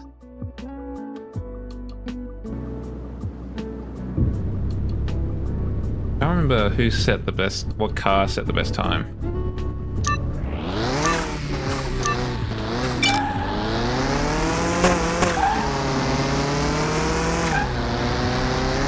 Body roll is astonishing. I mean, it always is in this game, because there's no performance handling parts. It's still on the track.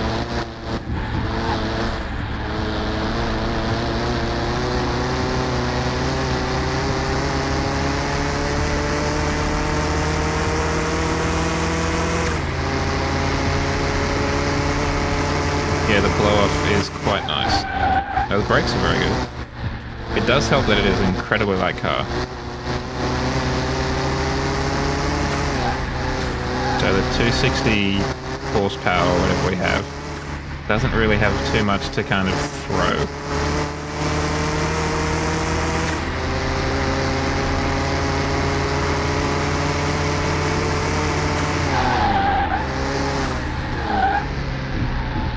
We're still in the tarmac.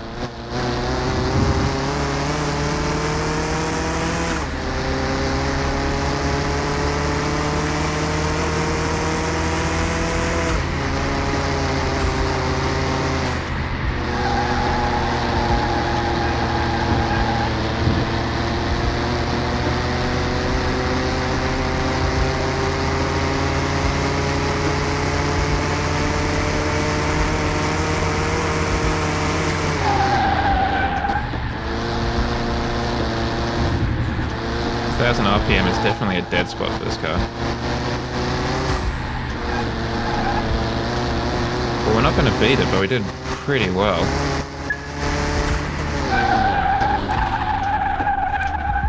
$147 is not terrible.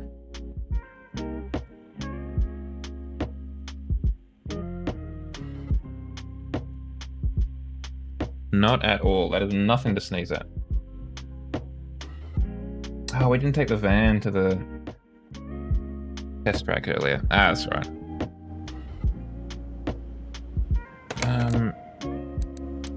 Oh, that's the other thing. Let's take some photos. Photo locations. That one. Gotta make sure it looks good. Damn, it does. It looks tight as hell.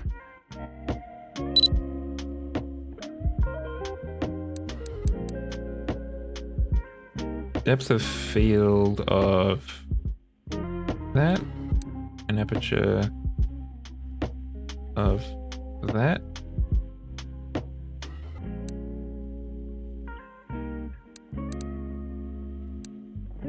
A lower height, I think. Exposition? Oh, exposure is what that's meant to be.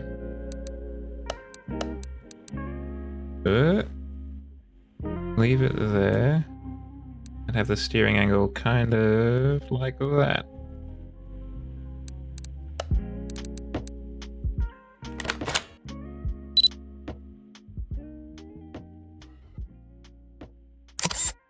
Ideally, you'd be able to leave like the headlights on or something.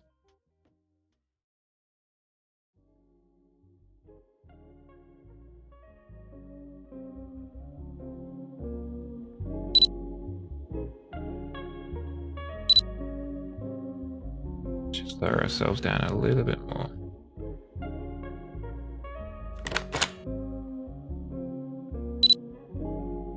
It's a nice shot. Gotta get the nameplate in there somehow. Hold on. Probably better from the front.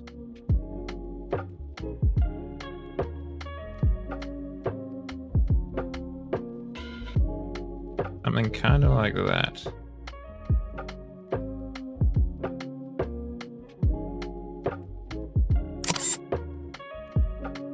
It is a good looking car, this Vauxhall Corsa knockoff.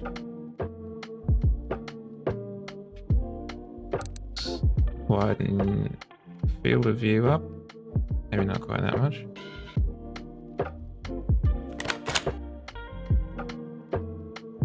The height way on down.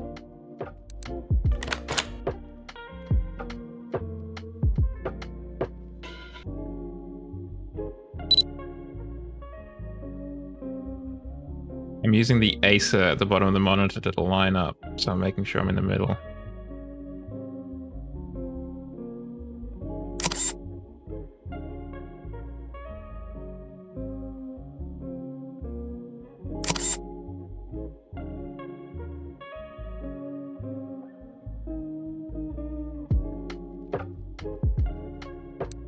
Get that steering angle back to 0.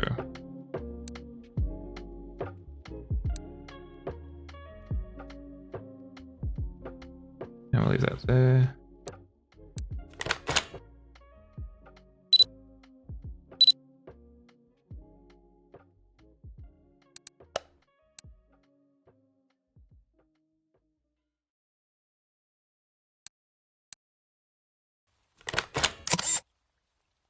I could do this all day. I really enjoy the photography part of this.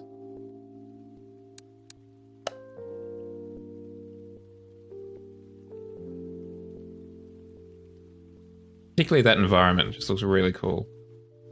I haven't played it, but it reminds me of the loading screens I've seen on YouTube of the Need for Speed Heat, I think it was.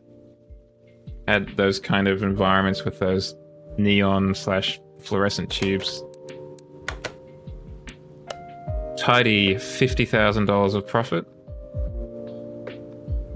Not bad.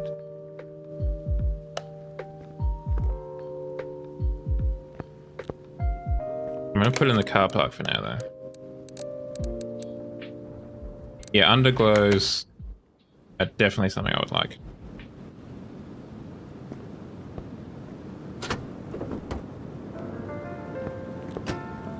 The next one.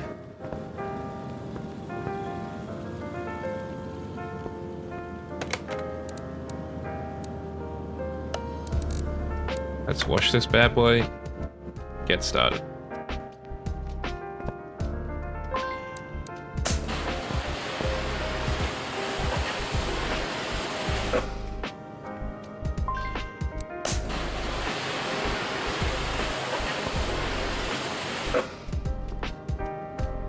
Gosh darn, that's in good condition. Up from that bump at the back.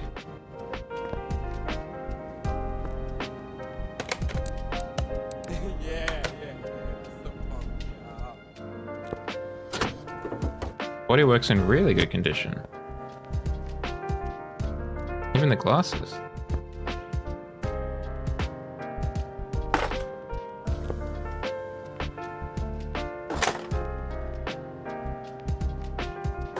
At least visually it's in good condition. As I'm taking it apart, I'm noticing it's not in as good a condition. But it's by no means terrible compared to what we had to deal with before. I'm hoping I might be able to repair a lot of this at the bench.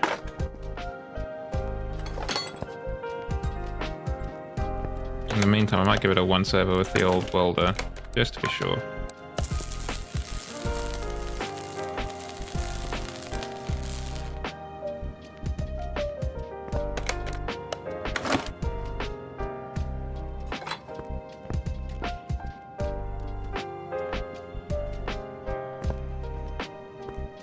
Right, lifty time.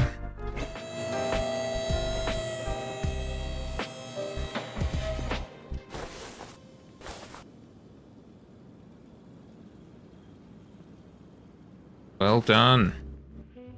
Sounds like you're running a pretty profitable mechanics garage. For some reason, I completely forgot what to call it. I'm gonna say warehouse.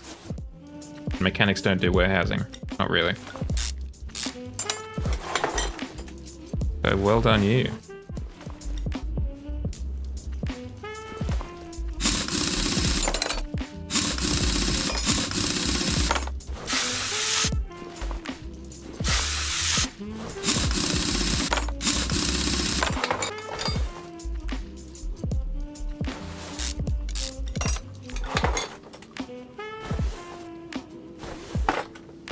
Okay, now we take the gearbox off from underneath.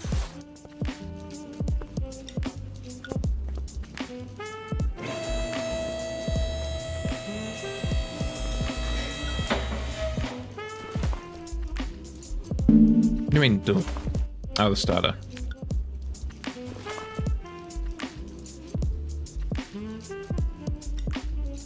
Getting some good RNG there. Stardust from the engine bay. Well, while it's up there, let's drain the oil.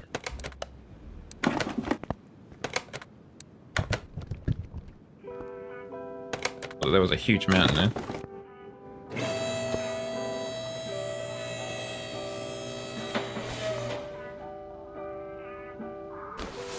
I reckon I could probably have gotten that from at that high point.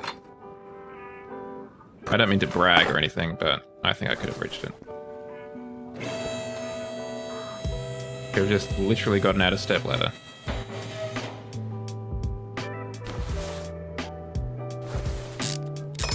Like, it's not like any of these bolts are any higher than that starter motor.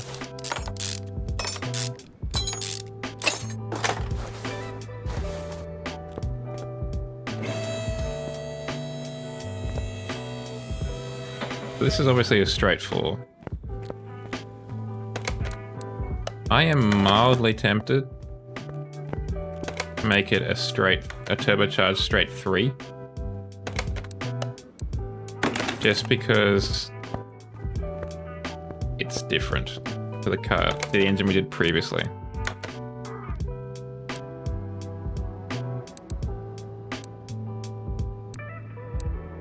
So it is a pretty big difference in horsepower. Not a huge difference in torque though, which is interesting. There's a 55 horsepower difference though. Kind of wild you can't put an electric motor in there.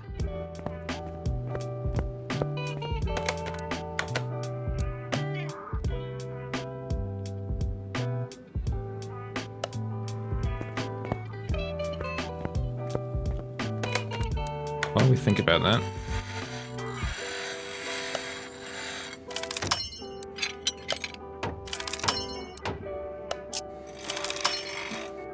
Let's repair some pieces. Basically just me with a soft mallet putting out bumps, I imagine.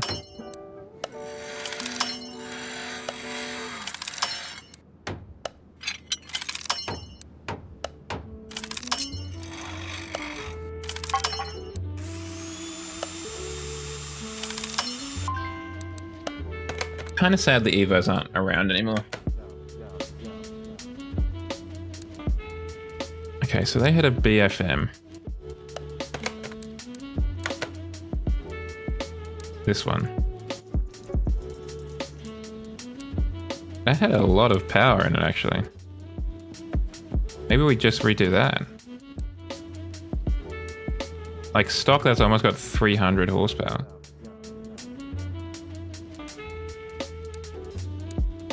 Oh, there is a diesel. I didn't know that. Shame on me. I think we might just redo this. Yeah, that's got as much horsepower as the car we just did. I reckon we do that. And we're just going to start a new one, I think, because it's just easier.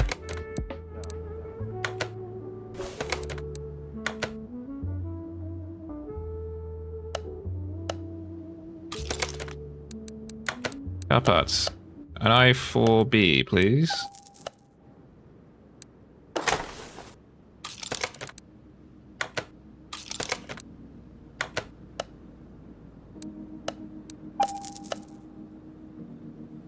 Can't imagine it's going to be too different in the way it's like comes together, but maybe it will be.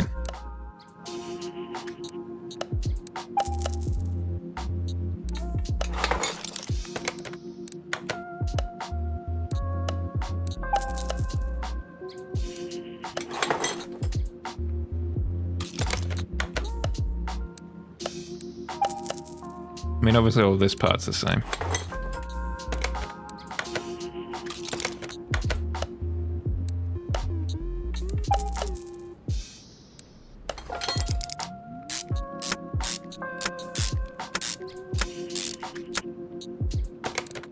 But what about the rest of it?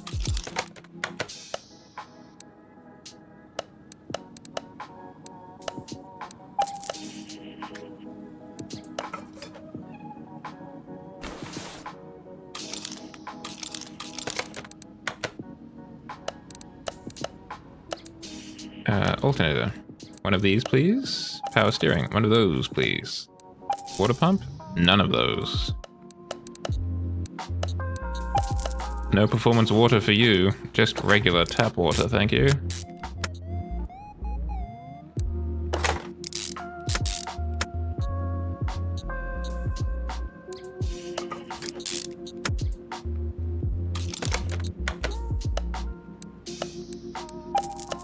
Performance rollers would also be very funny, actually. I would like that. I would like that a lot. Just your standard piston with conrod, please. Or...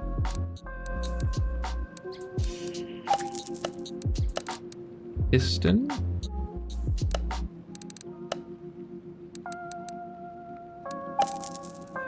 Is it conrod? Is that the holder? I never remember what the bottom piece is called.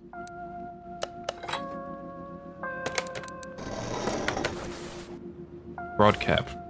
So obvious when you think about it. But I didn't, so it wasn't. And here we are.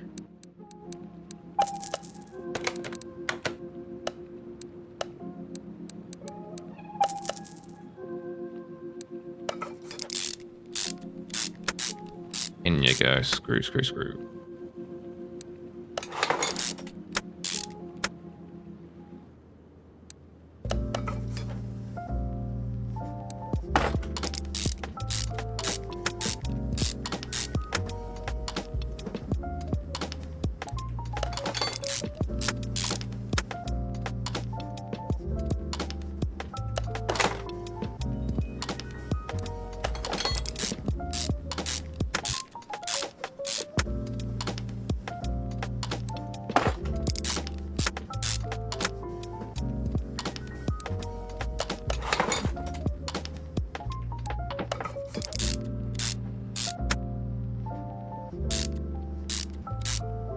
What goes up to 2015? Sorry, Doc.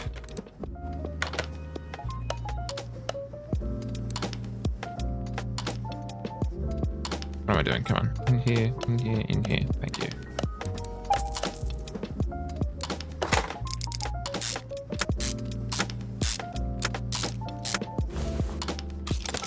I'm so glad that you can't accidentally like put the oil pan on without putting in piston stuff. That would be so annoying.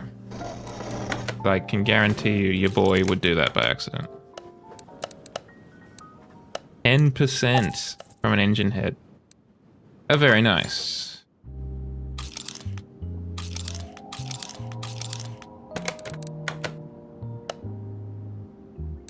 %3 from each camshaft.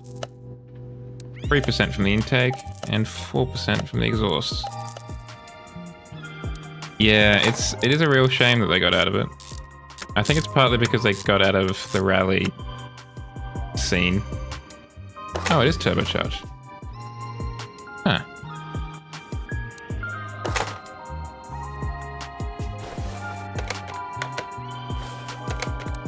Going back. This is a DH whatever, right?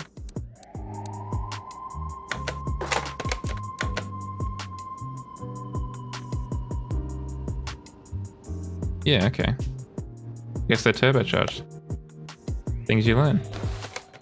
Fine by me. And quite sensibly, it's turbocharged here rather than in the engine bay.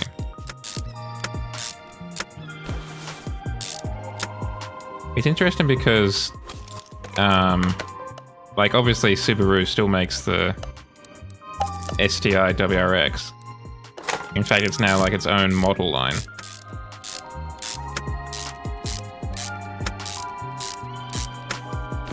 Yeah, I guess it's just that they cost a lot of money now because they're not being made anymore. There's like a limited supply. Come on. What am I doing? T tab, sorry. Yeah, the BRZ and the 86 obviously as well.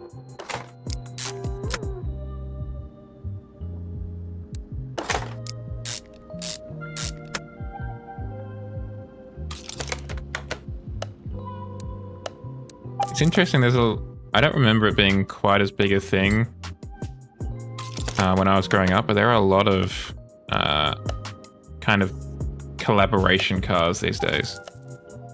Like the BRZ 86. The new Ford Ranger / Amarok is a collaboration car now. The Z4 / Supra. There were definitely still a few, but I don't remember it being quite as common. I don't remember them being sold in the same country, really, but maybe I just wasn't aware of it.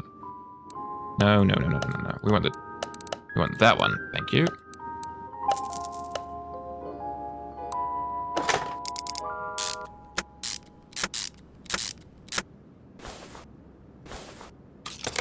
Y'all got performance pulleys?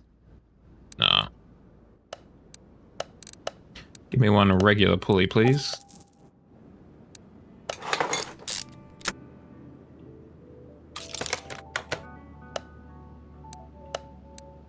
Got a pretty good feeling about this one. In terms of the old horsey power that's going to be coming out of it.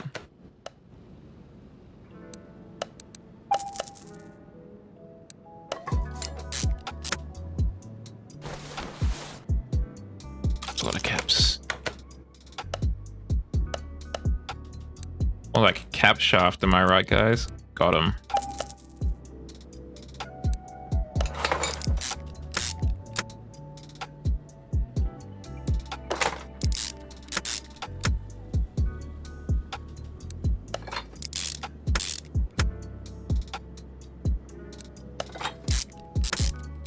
You still haven't put in the spark plugs yet.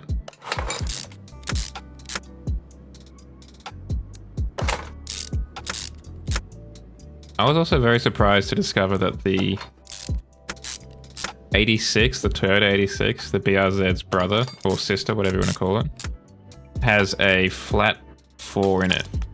I had always assumed it was a straight in it, a straight 4. And that the flat 4 was the Subaru's kind of differentiator.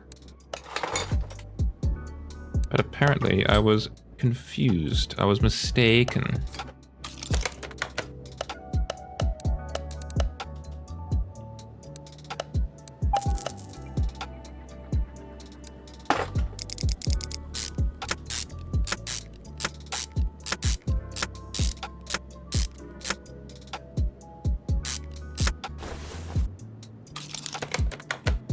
This is going to be quite the whip.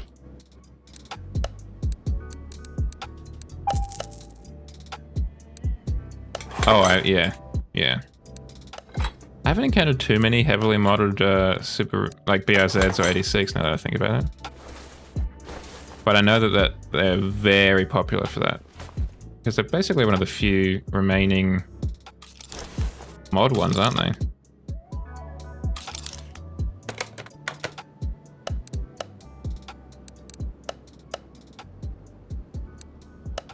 One, two, three, four.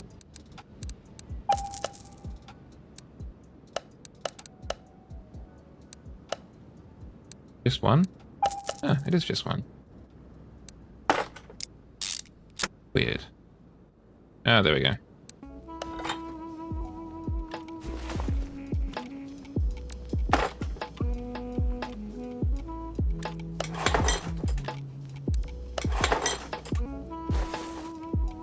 So we need a chain to time it.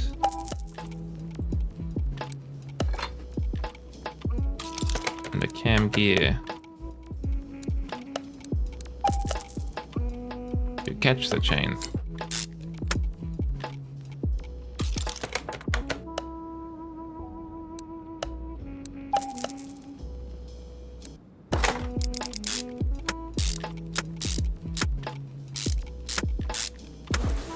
Yes, because there's only one of them is being driven by the crank, I think.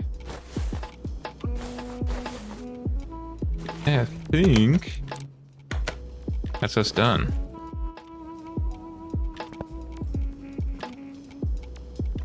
Right?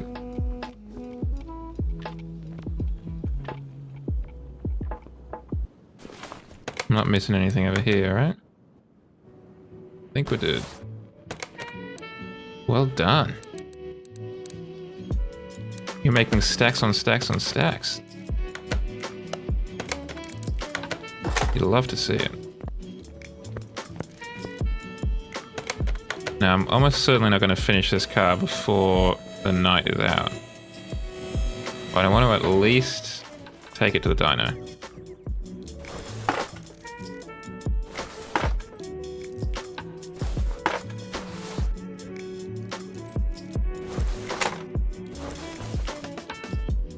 So we just need to fix up all the stuff that we need to take it to the dyno.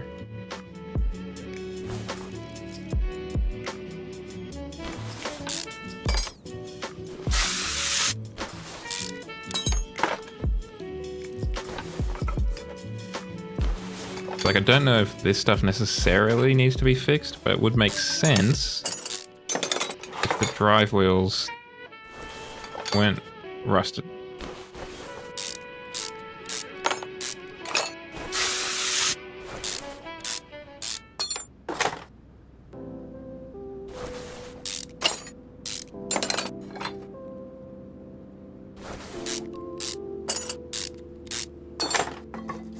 But just what now? Oh, this.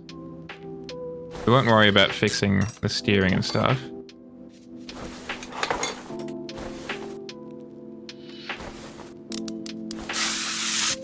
But I just want to make the stuff that interacts with the front wheel in terms of getting the power to it. Make sure that's,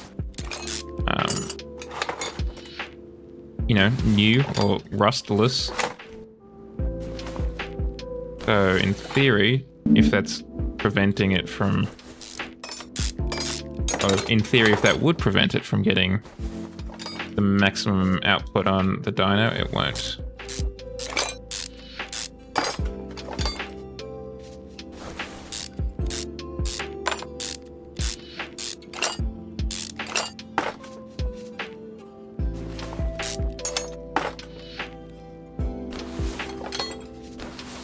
Yep, there we go, we're gonna go this way.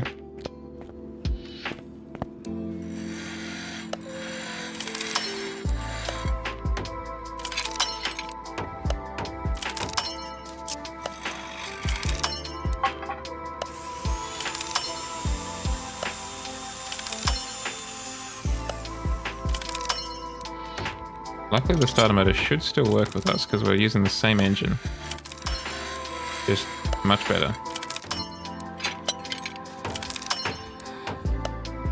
We'll fix the gearbox, but we will get a custom one again.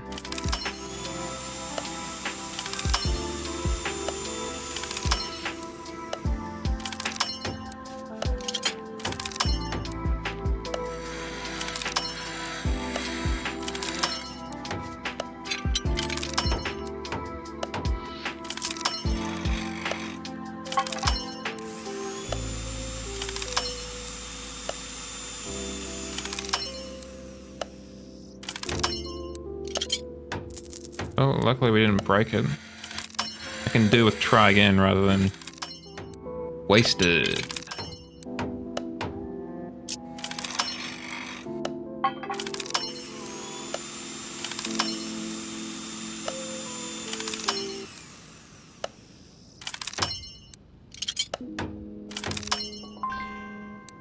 Okay.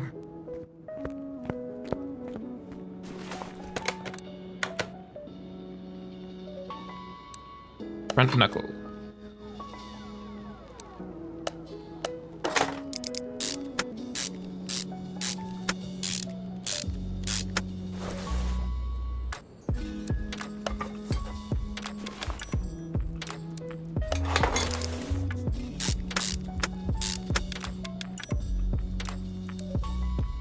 So we need some hubs. Hib. Let's just get 8 of these. Thank ourselves later.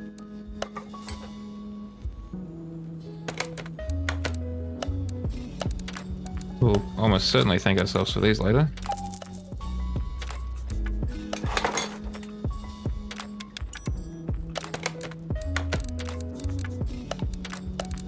Brack pads. Give me some bracks.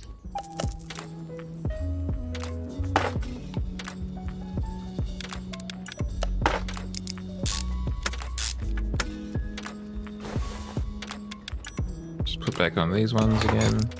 Like I said, I'm not too fussed about it.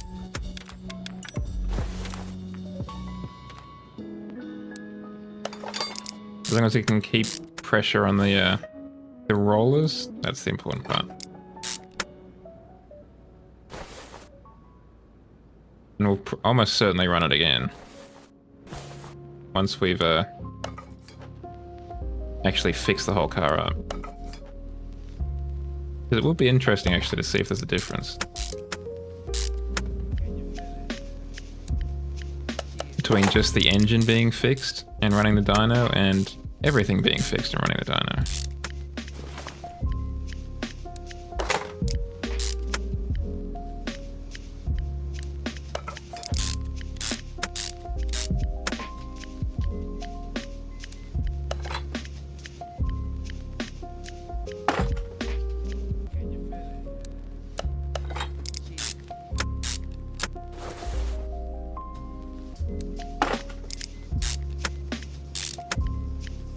I could see there'd be an argument for there being that kind of stuff happening.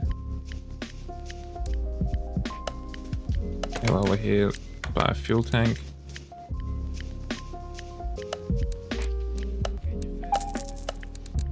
And a fuel pump.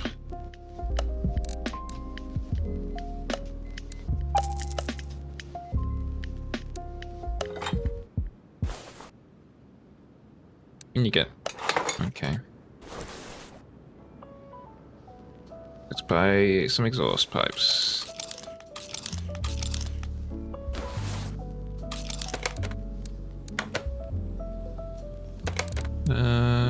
Here. Rear muffler, 1%. Exhaust pipe, 0.9%. Middle muffler, 1.6. At 1.7. Front exhaust, 1.7.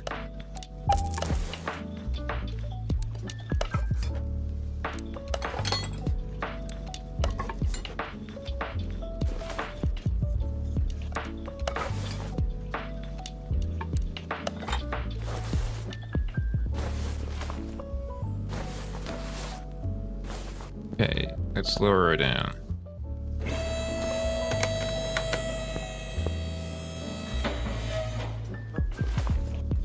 We might take that off. And sort that out. Oh, and we've got to sort out this too.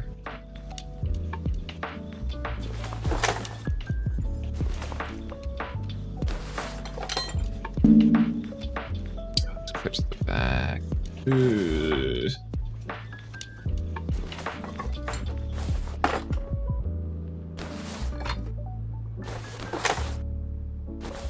Because the air intake will have to be sorted to get the best Dino, no doubt.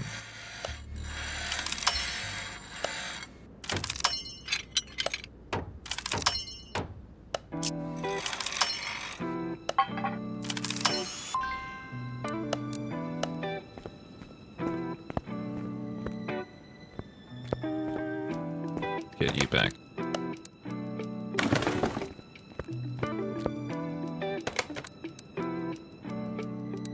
The engine already in the bay?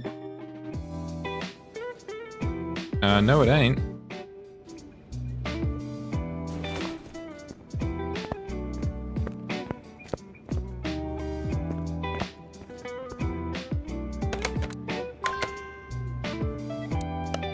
Putting the front exhaust too early. I was worried that might be the case.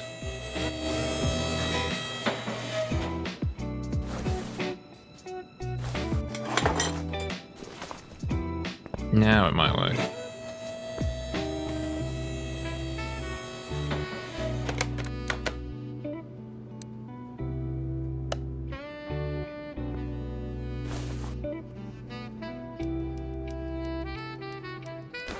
Okay, it did.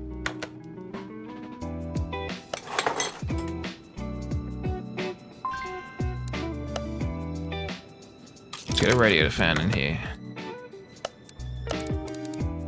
Radiator. Radiator fan housing. Radiator housing fan.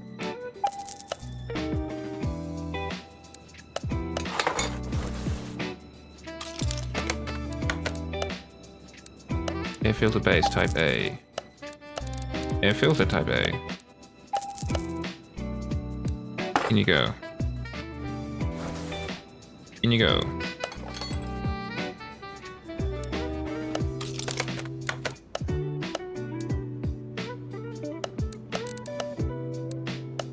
Get that airfield cover in here.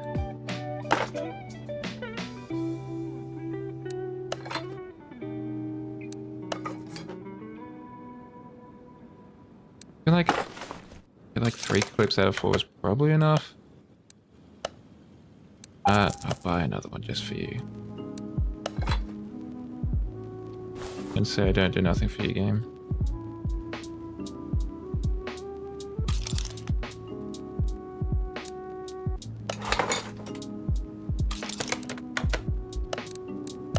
Okay, so there's no performance ABS. That's fine. No battery, please.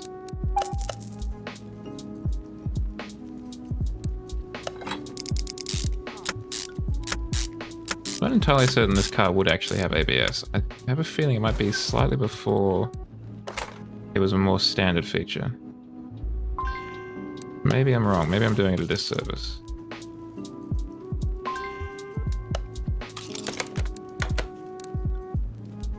Fuse box cover B.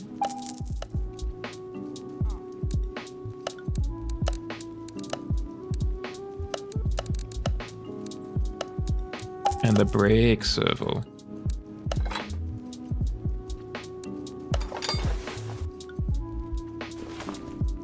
Oh, I need an ECU. That would be very helpful, actually.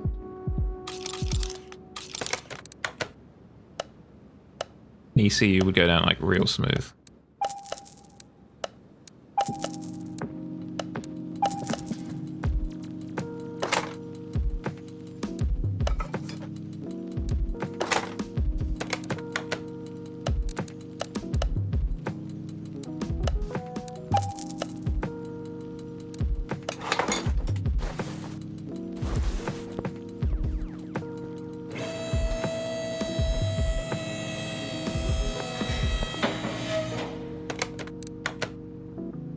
Back to default. Jump in here, then we go in here for part mount. Because it's confusing. And I forgot to put in the ECU. No, I didn't. Custom gearbox. I4. One of you, please.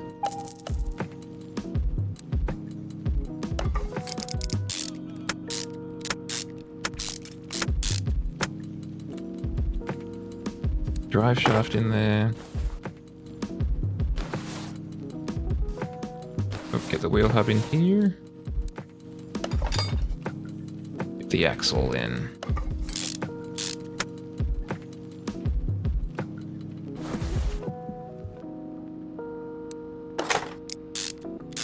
We'll get the new wheels on here.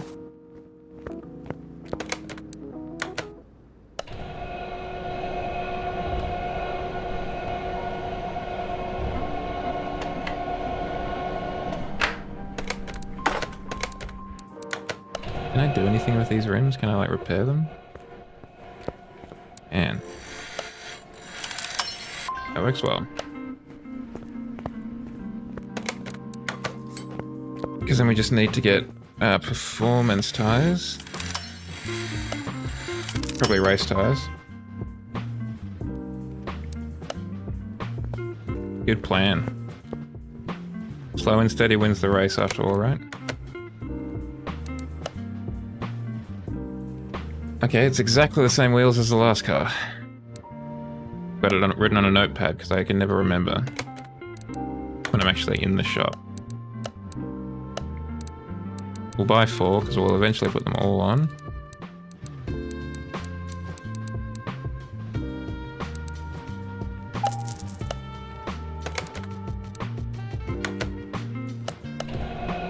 I remember I can't remember if it was a Skyline or what.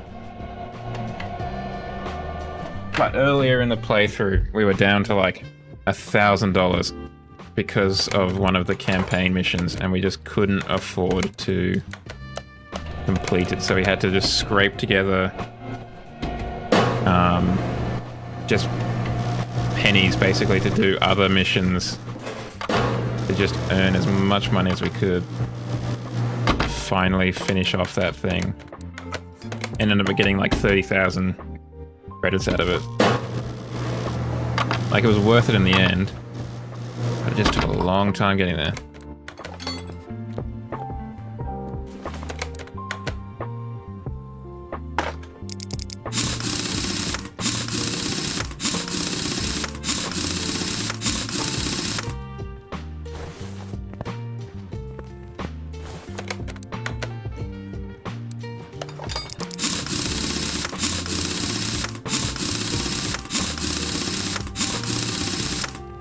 Okay, we've got those wheels on. Let's put some fluids in it, and I think we might be able to then take it to the dyno. I know it's not necessary for the dyno, but I feel like having the ability to stop might be useful.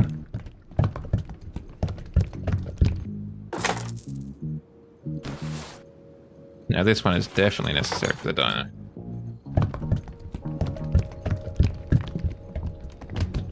Thank you, Stay Healthy Bot. I won't be up for too much longer, but I appreciate your concern.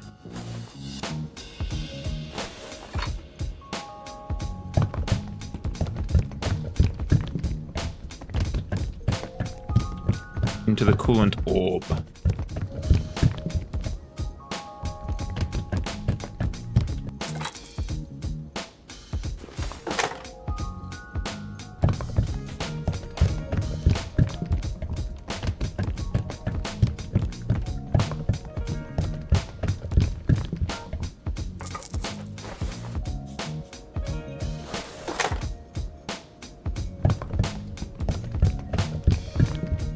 So many liquids, chat. I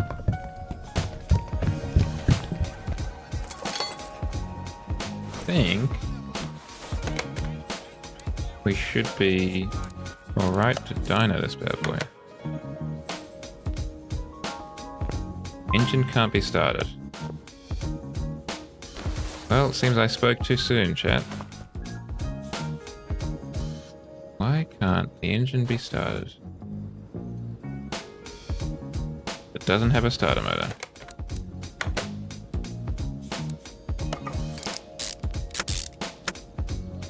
How about now? Engine still can't be started. I wonder if it's the electrics.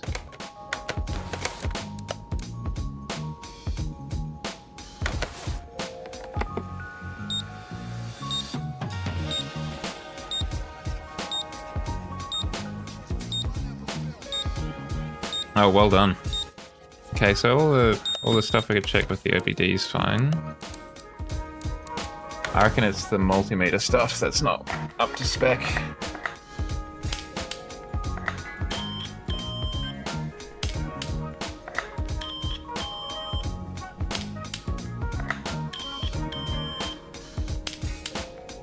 Yeah, we might have to replace all of this.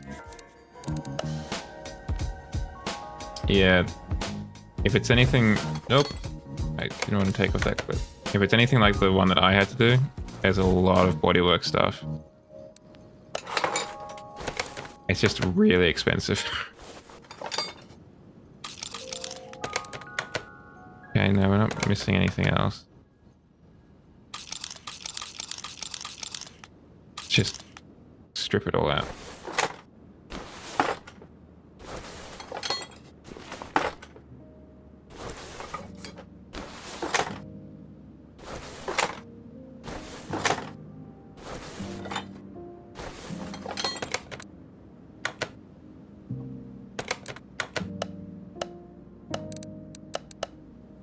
Fuse base.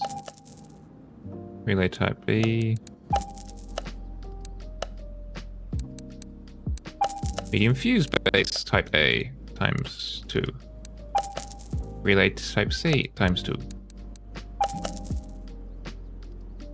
we not get the other fuse type? Okay, well,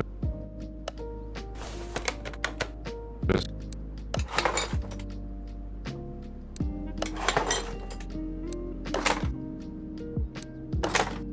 big relays.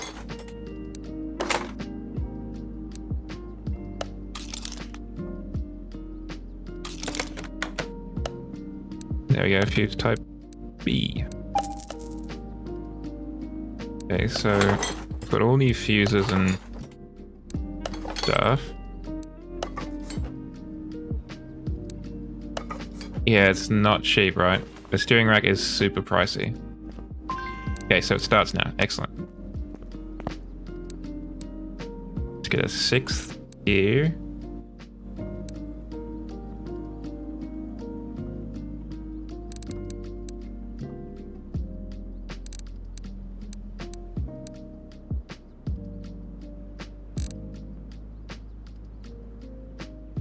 I think that's pretty good.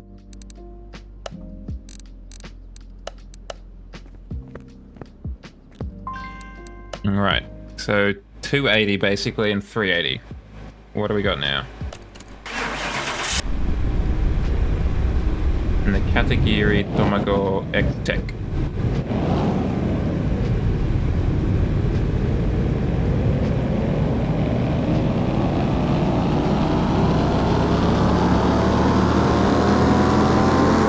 Gee, that torque stays really flat.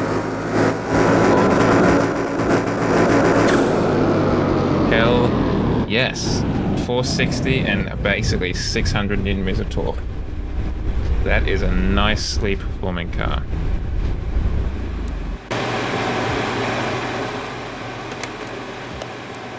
That is upgrading well done. Just want to have a brief look before we call it a night. Okay, so there's not a huge amount of customization options.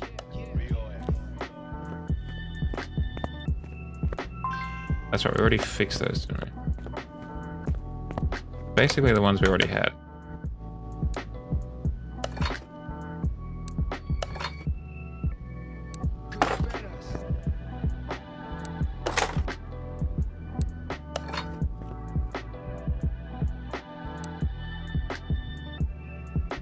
What do you mean you bullied multiple V8s with a V12?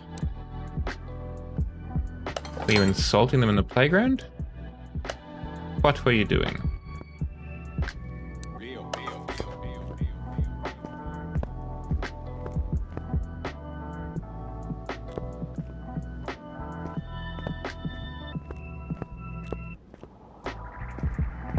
This will be a nice whip.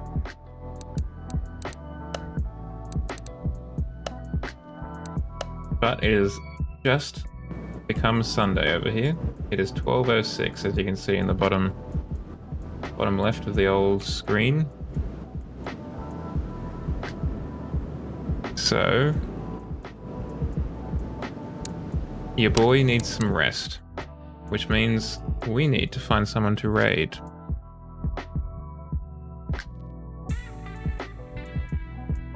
There are several people we could raid. We could raid It's Quent, who's currently doing drunk Mario Kart. And if it's anything like the past ones, those are an experience. I wonder who is streaming Car Mechanic 2021. I am, which is exciting, but we can't raid myself. And no one else, really.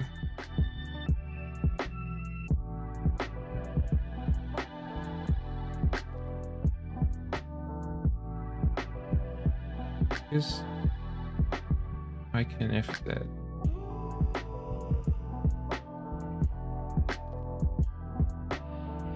If you have a home line. I asked you to be muted, sir. Alright, we're gonna raid its Quint. Because I'm almost certain they don't have ads in advance of our arrival.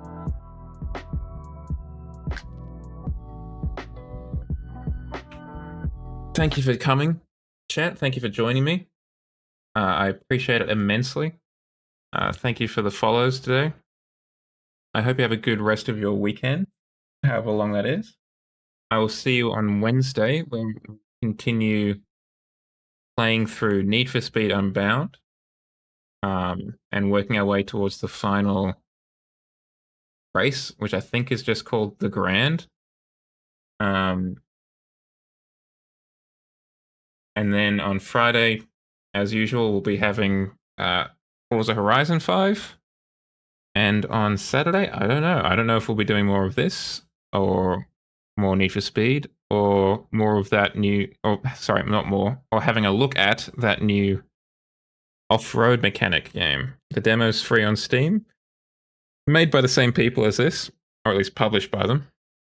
So it'll be interesting. But to keep up to date with that, have a look at the Discord over here, or for as long as Elon allows it, have a look at Twitter over here.